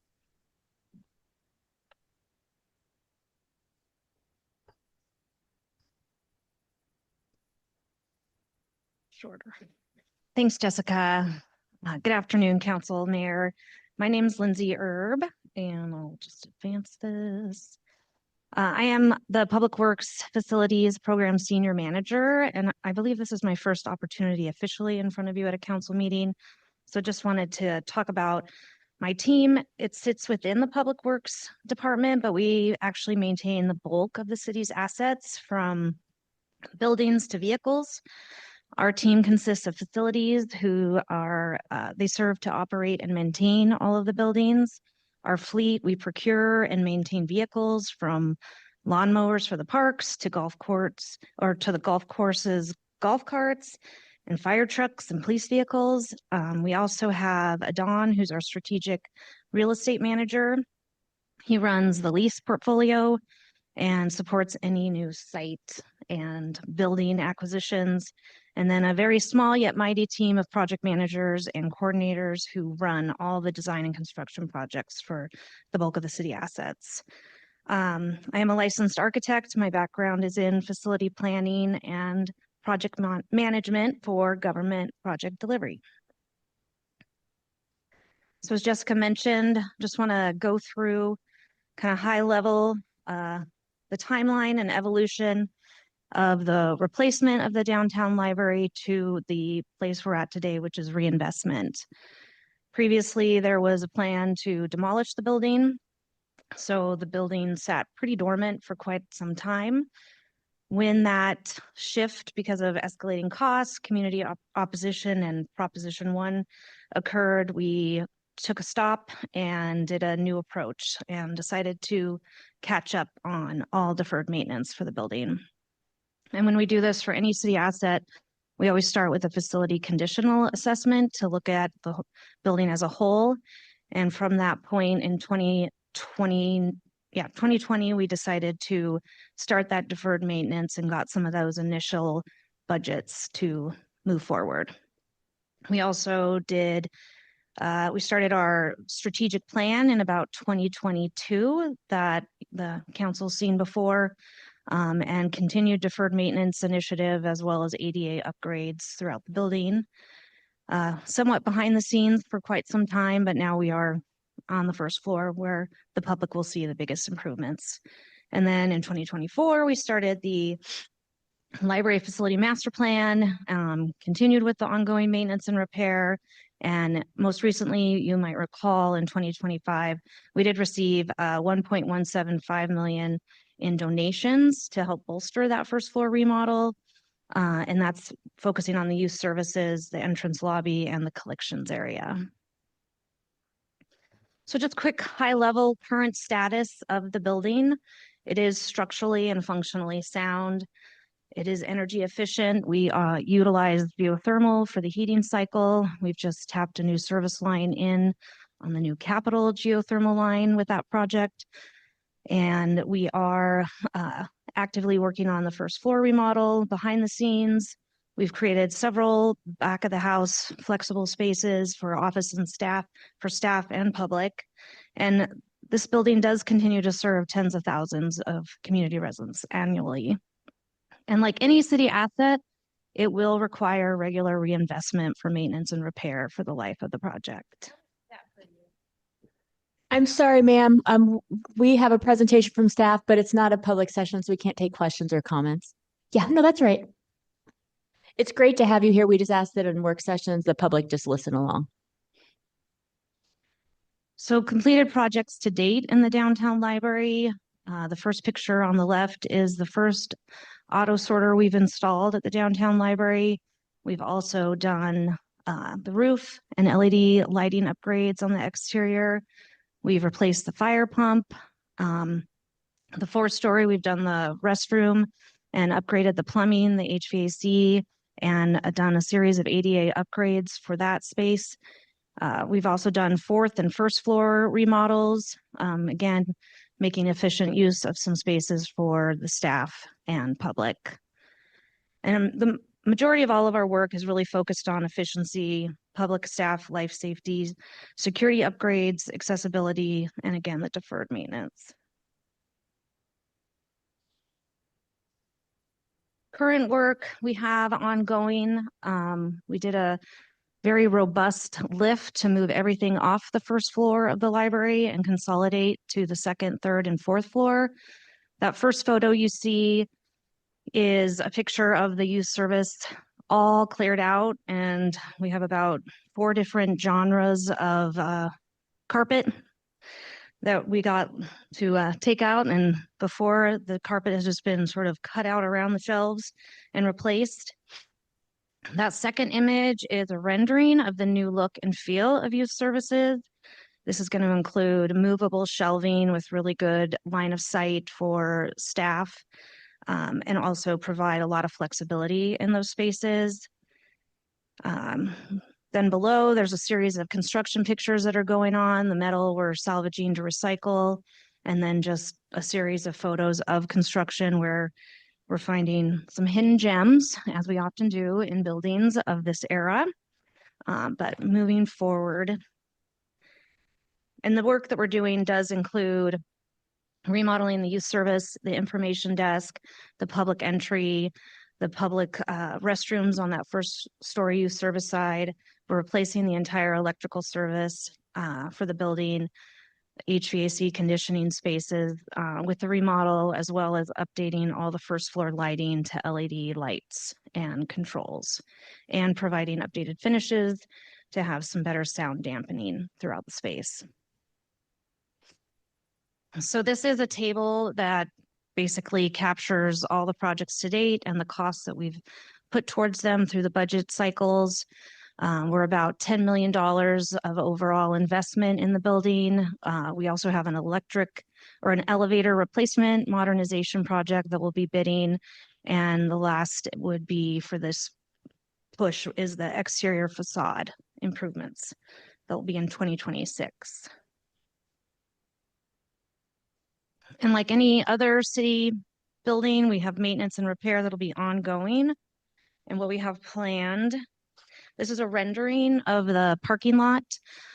So we have a parking lot FY27 project that we have funding allocated for the storm drainage improvements. We have completed the south side of that parking lot, kind of adjacent to the 8th Street project with the Anne Frank Memorial Plaza, but we'll have to come through and get the rest of the parking lot cleaned up as well. And then eventually we'll want to update carpet and paint and replace for the 3rd and the 2nd story to kind of match the new first floor.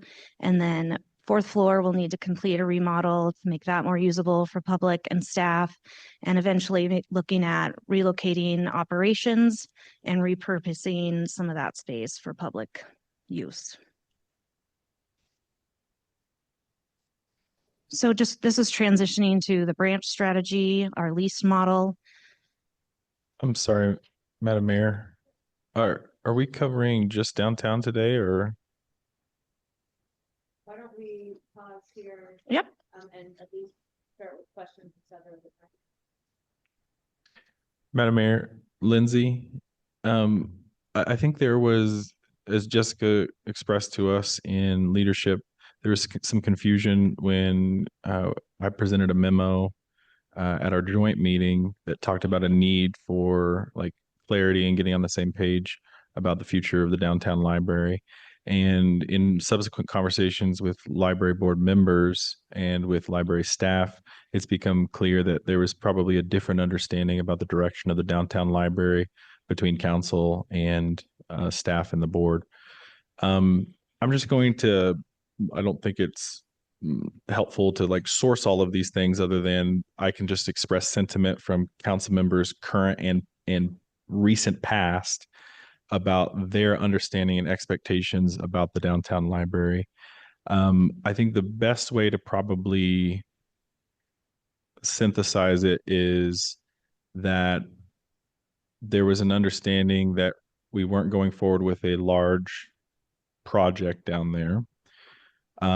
Based on comments during the 2023 budget build by Public Works staff, not by you, but by Public Works staff, there was an understanding that are the $10 million, or at least the first tranche of that, I forget if we did it all at once or if we did it in 2 phases, was to do the bare minimum of maintenance improvements that would have made the facility usable for another 7 to 10 years.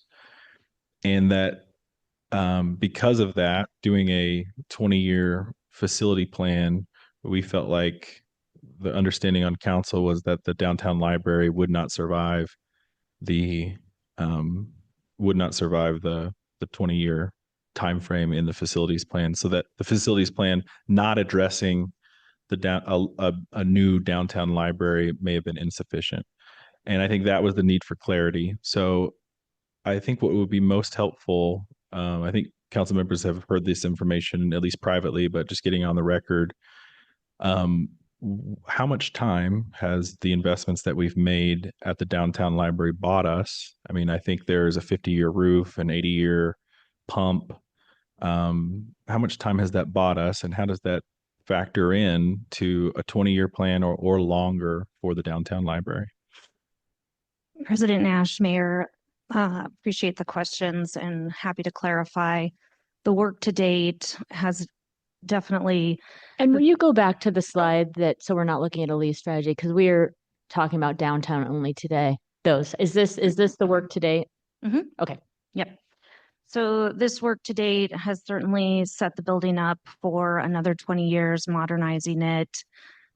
When we talk about reinvesting in a property, strategically, we're always thinking ahead on replacement of systems. So the bulk of the systems that were out to date have been replaced and will be replaced at the end of this first project, but there'll be continued reinvestments needed, just like any other building. For example, there's a water heater that isn't part of this project that we know in the next 5 years we'll have to reinvest in that. And again, as I mentioned, the carpet, just continuing to update. It's the most heavily used public building we probably have. So it does take a little more TLC to keep it up and running. Madam Mayor, that's very helpful, Lindsay. And I'm just going to take it a little step further. If you can just disabuse me of these notions that I inherited from some of my mentors. There's nothing that would indicate in the work that we've done or the planning that we've done that the downtown library is a ticking time bomb as far as maintenance needs to go, or that there's not a irresponsible amount of money needed to upkeep it. But like what we're doing is what is needed, and it's going to get us through that horizon. And we do have some more things to do. And it seems like maybe the study even revealed a few more maintenance needs that we might have that we did that are new. But please disabuse me of those notions as Jessica has off the record. Great. Thank you, President Nash. Mayor, I'm not sure what the definition of disabuse is, but I will let you know that the building is sound and will be maintained for the life of the building, just like any of our other city assets like City Hall West. So yeah, we try not to use the word ticking time bomb when it comes to our buildings. So yeah, I don't think and clarity on the life of the building, please. Clarity on the life of the building. The roof is a 30-year roof and it will last. So it will continue to last as long as we maintain it for 20, 30 years.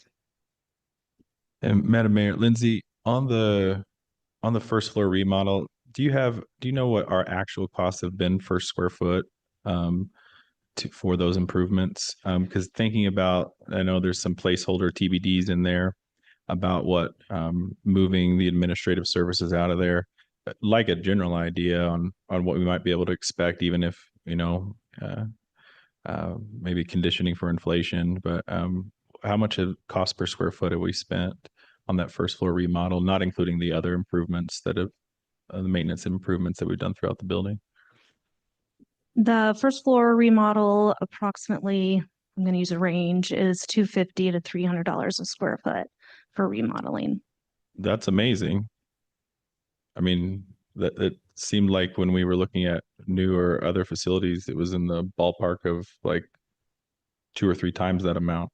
I mean, are you referring to new construction or renovation? Tenant improvements. Yeah, the funds or the figures we were providing previously included all in. So collections, technology, furnishings. When I say 250 to 350 square foot for this remodel, I'm referring to actual project construction costs. I can get you the full budget build square foot cost. That would include the shelving, the MEQ portion of the funding. What is MEQ? Major equipment. So that is the equipment that includes furniture, miscellaneous equipment, things like that. But we don't have that included in that figure. Well, it's been a while since I've had a number on this that I'm really excited about. But that's really exciting that if we were able to do something similar when we move the administrative services out of the building, I mean, that seems like a great investment relative to the alternative. Yes. Madam Mayor, question for Lindsay. Lindsay.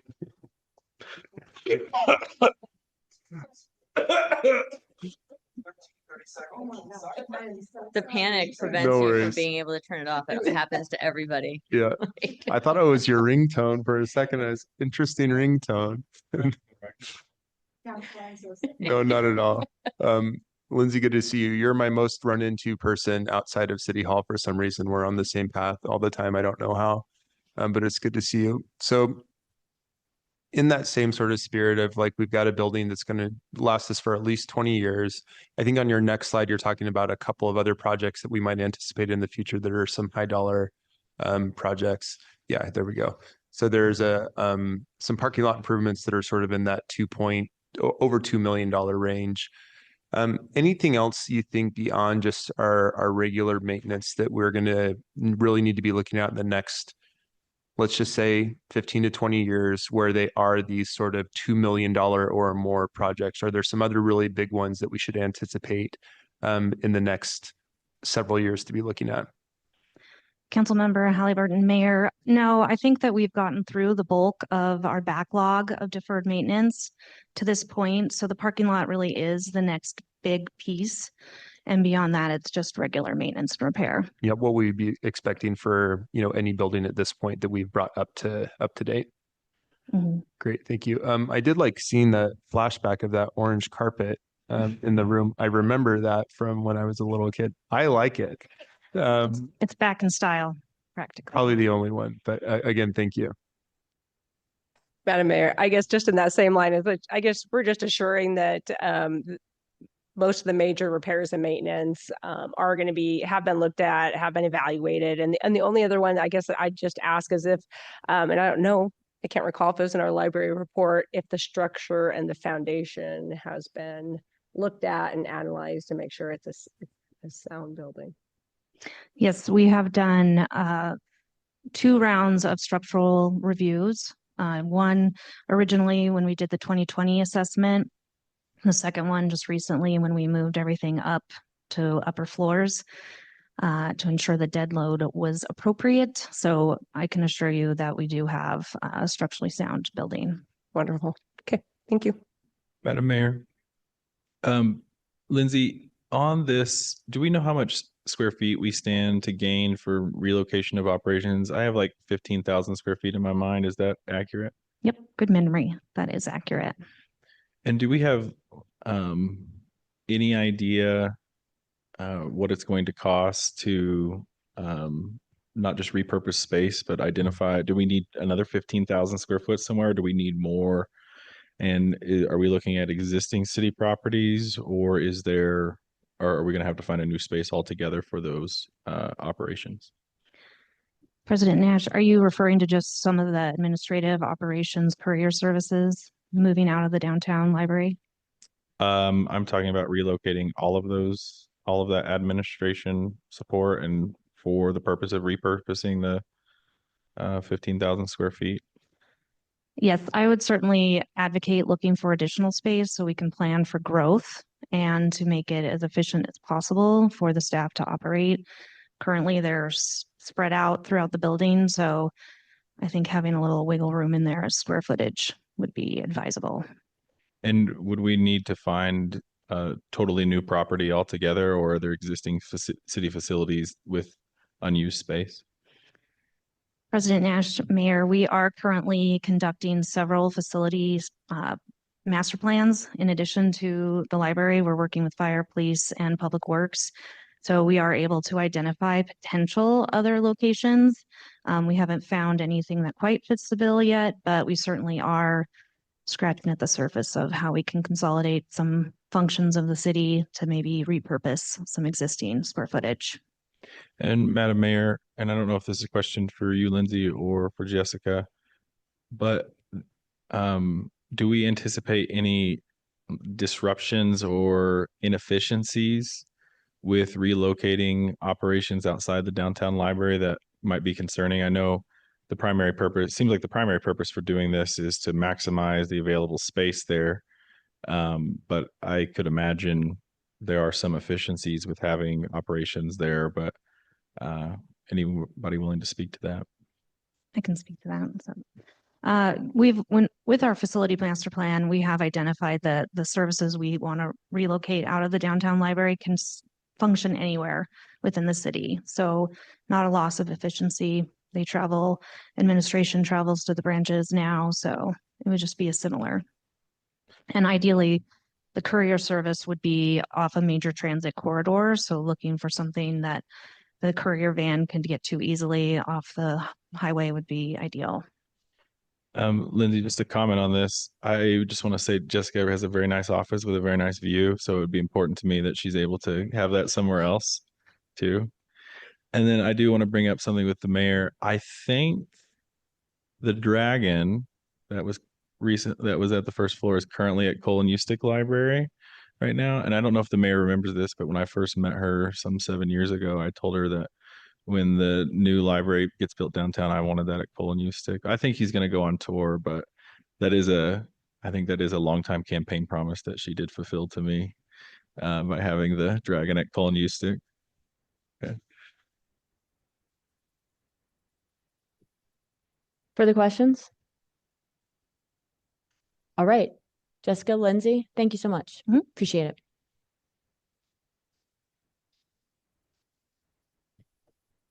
And with that, we'll move into our consent agenda.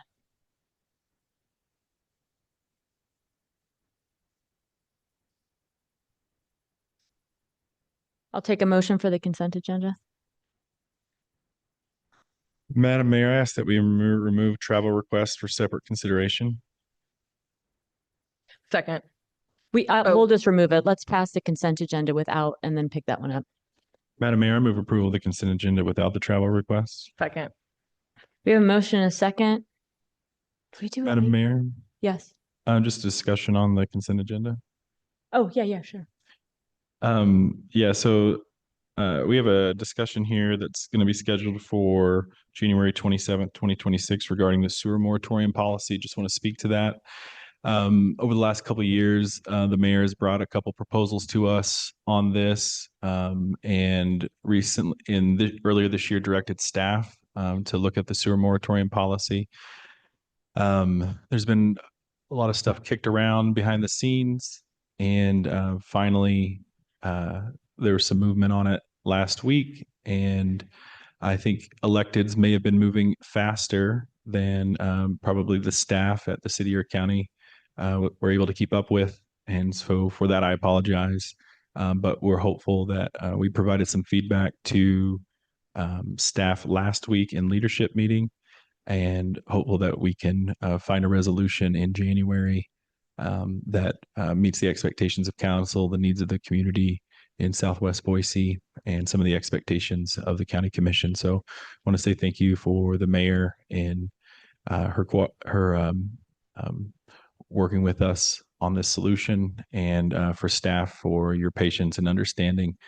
Sometimes when electeds move a little bit quicker than staff can keep up with. So thank you. Madam Mayor, just a couple other comments. There's a lot of good stuff in this consent agenda today. That lots of different work, I think, representing works that our staff has done for grants that have created opportunities for us with fire and a few other different areas. And then there's also an agreement there with Idaho Transportation Department with some work on a Spoils Bank Canal project, which could be our first real significant stretch of the Pathways Master Plan. So again, want to thank Idaho Transportation Department, the different grant funders, and the staff who've worked on all of these things on here. All right, with that, do we do a roll call on this? Yeah, clerk? Halliburton. Yes. Nash. Yes. Stead. Yes. Willits. Yes. Corliss. Yes. All in favor, motion carries. Madam Mayor, I move Yes. approval of the travel requests. Second. We have a motion and a second. Discussion? Clerk? Halliburton. Yes. Nash. Yes. Stead. Yes. Willits. No. Corliss. Yes. 4 in favor, 1 opposed, motion carries. And now we'll move into ordinances. We've got a couple on first reading. Madam Mayor, I ask unanimous consent that all ordinances on the first reading calendar be read by number and title only and filed for the second reading calendar. Without objection. ORD 45 25, an ordinance, CAR 25 6, for property located at 11076 West Arch Street, amending zoning classifications of the city of Boise City to change the classification of real property, particularly described in section 1 of this ordinance, and adjacent rights of way from R-1C residential traditional to MX-1 mixed-use neighborhood, setting forth a reason statement in support of such zone change and providing an effective date.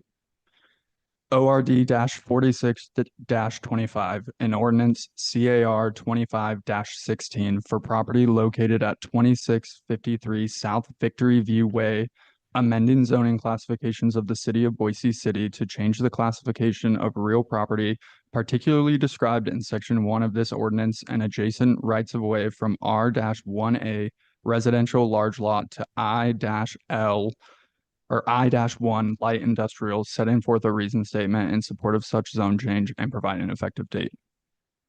Thank you. And now second reading.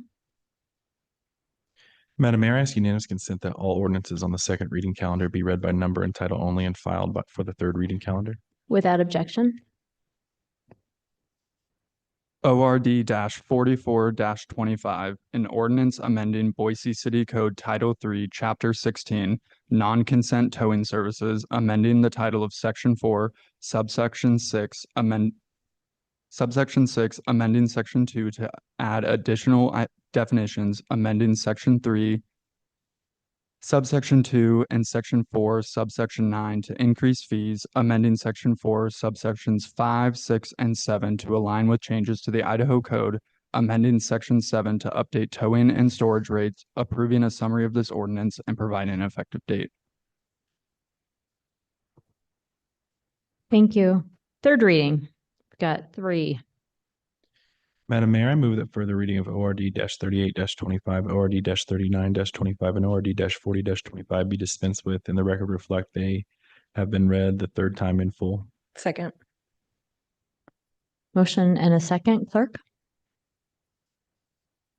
Halliburton. Yes. Nash. Yes. Stead. Yes. Willetts. Yes. Corliss.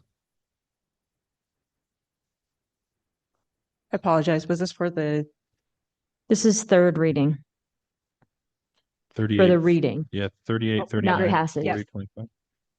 All in favor, motion carries. ORD 38 25, an ordinance amending Boise City Code Title 9, Chapter 5, Section 50, Boise City Electrical Code to remove electric vehicle charger circuit requirements for residential garages and provide an effective date. ORD 39 25, an ordinance CAR 25 12 for property located at 2705 and 2709 North Cole Road, Boise, Idaho 83704, amending zoning classifications of the city of Boise City to change the classification of real property particularly described in section 1 of this ordinance and adjacent rights of way from R-1C residential traditional to R-2 residential compact, setting forth a reason statement in support of such zone change and providing an effective date. ORD 40 25, an ordinance amending Boise City Code Title 3, Chapter 17, Section 3, entitled Special Events with Liquor in a City Park or Recreation Facility to remove reference to a pilot program, amending Boise City Code Title 7, Chapter 7, Article A, Section 13 to adopt permanently the pilot program into city code, approving a summary of this ordinance and providing an effective date. Madam Mayor, I move that ORD 38 25, ORD 39 25, and ORD 40 25 be approved. Second. May I ask the maker of the motion to amend it for the first, just the first 2, and the third one be taken separately? Madam Mayor, I move that ORD 38 25 and ORD 39 25 be approved. Second. Motion and second, discussion? Clerk? Halliburton. Yes. Nash. Yes. Stead. Yes. Willetts. Yes. Corliss. yes, All in favor, motion carries. Madam Mayor, I move that ORD 40 25 be approved. Second. We have a motion and a second, discussion? yeah, Madam Mayor. Yeah. I appreciate the way that the city has approached this by going through and looking at a trial period of a year for this amendment. I won't be supporting this tonight for 3 reasons. Mainly because, well, for these reasons stated, that the liquor has a much higher contact per volume than standard beer, wine, and hard ciders. For those who prefer the taste of liquor, there's lots of other canned options available with a lower alcohol content. Second, we see through Gallup poll recently in August, there's a continual decline in people drinking at all ages, especially happily to say our youth. And thirdly, and finally, we've learned that there's really no safe levels of alcohol consumption. So for those reasons, I won't be supporting this motion. Madam Mayor, I just add that I share all those same concerns that Councilmember Corliss put forth, and they were some of the reasons why we took another look at this last year. I recognize that this doesn't go far enough to maybe satisfy some of those concerns that have expressed by Councilmembers Corliss, Willits, or Morales. And I appreciate those remarks, and I absolutely something that I'm going to carry with us. And I also want to say, like, we can, if things aren't working, we can always fix it too. In this process, this pilot process, I've gotten to better understand how our officers enforce this, how they deal with this, and I have a lot of confidence in them right now. And I think the mayor and I were speaking on stage at Pride, and I think Officer Kolos was in plain clothes, just walking around the liquor service area. And I had a high degree of confidence that folks were going to be complying with the law and drinking responsibly. I'm really trying to kind of balance some of my own reservations with meeting the public demand and our need for public safety. And that's what I did see this year in spite of those reservations. So that's why I'm comfortable moving forward with it.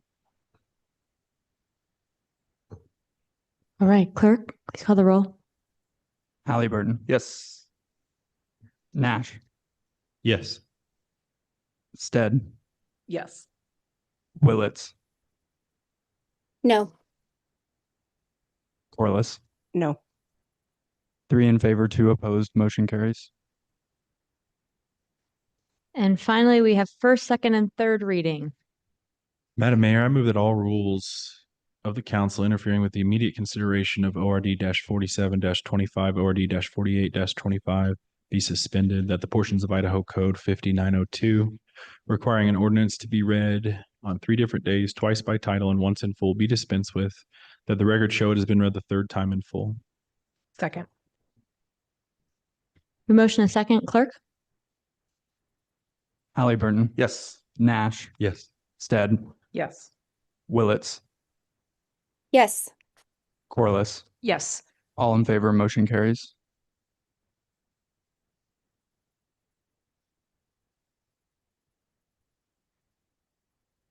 ORD-47-25, an ordinance repealing and striking subsection D from Title VI, Chapter 2, Section 2 from Boise City Code and renumbering the subsequent subsections accordingly, providing for a waiver of the reading rules and providing an effective date.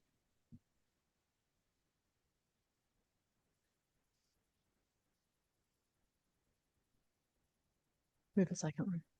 ORD-48-25, an ordinance for an addendum to the franchise agreement to Intermountain Gas Company and Idaho Corporation, temporarily extending the term, providing written acceptance, providing for a waiver of the reading rules, and providing an effective date.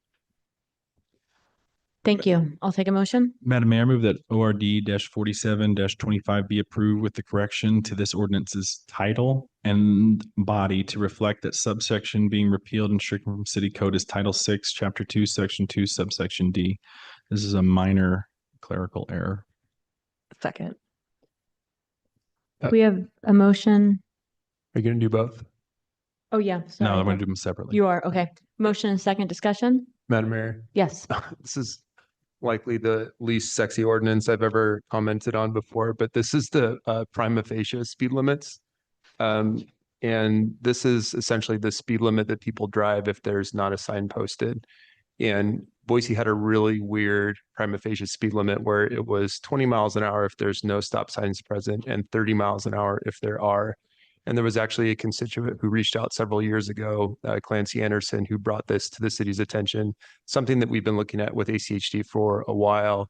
And I think in light of the recent events and also concerns from neighbors about speeding in neighborhoods, This is cleaning up something that would basically make it so that 20 miles an hour would be the only prima facie speed limit, getting rid of the exception with 30 miles an hour where stop signs are present, which really didn't make any sense at all. It was a very outdated piece of code.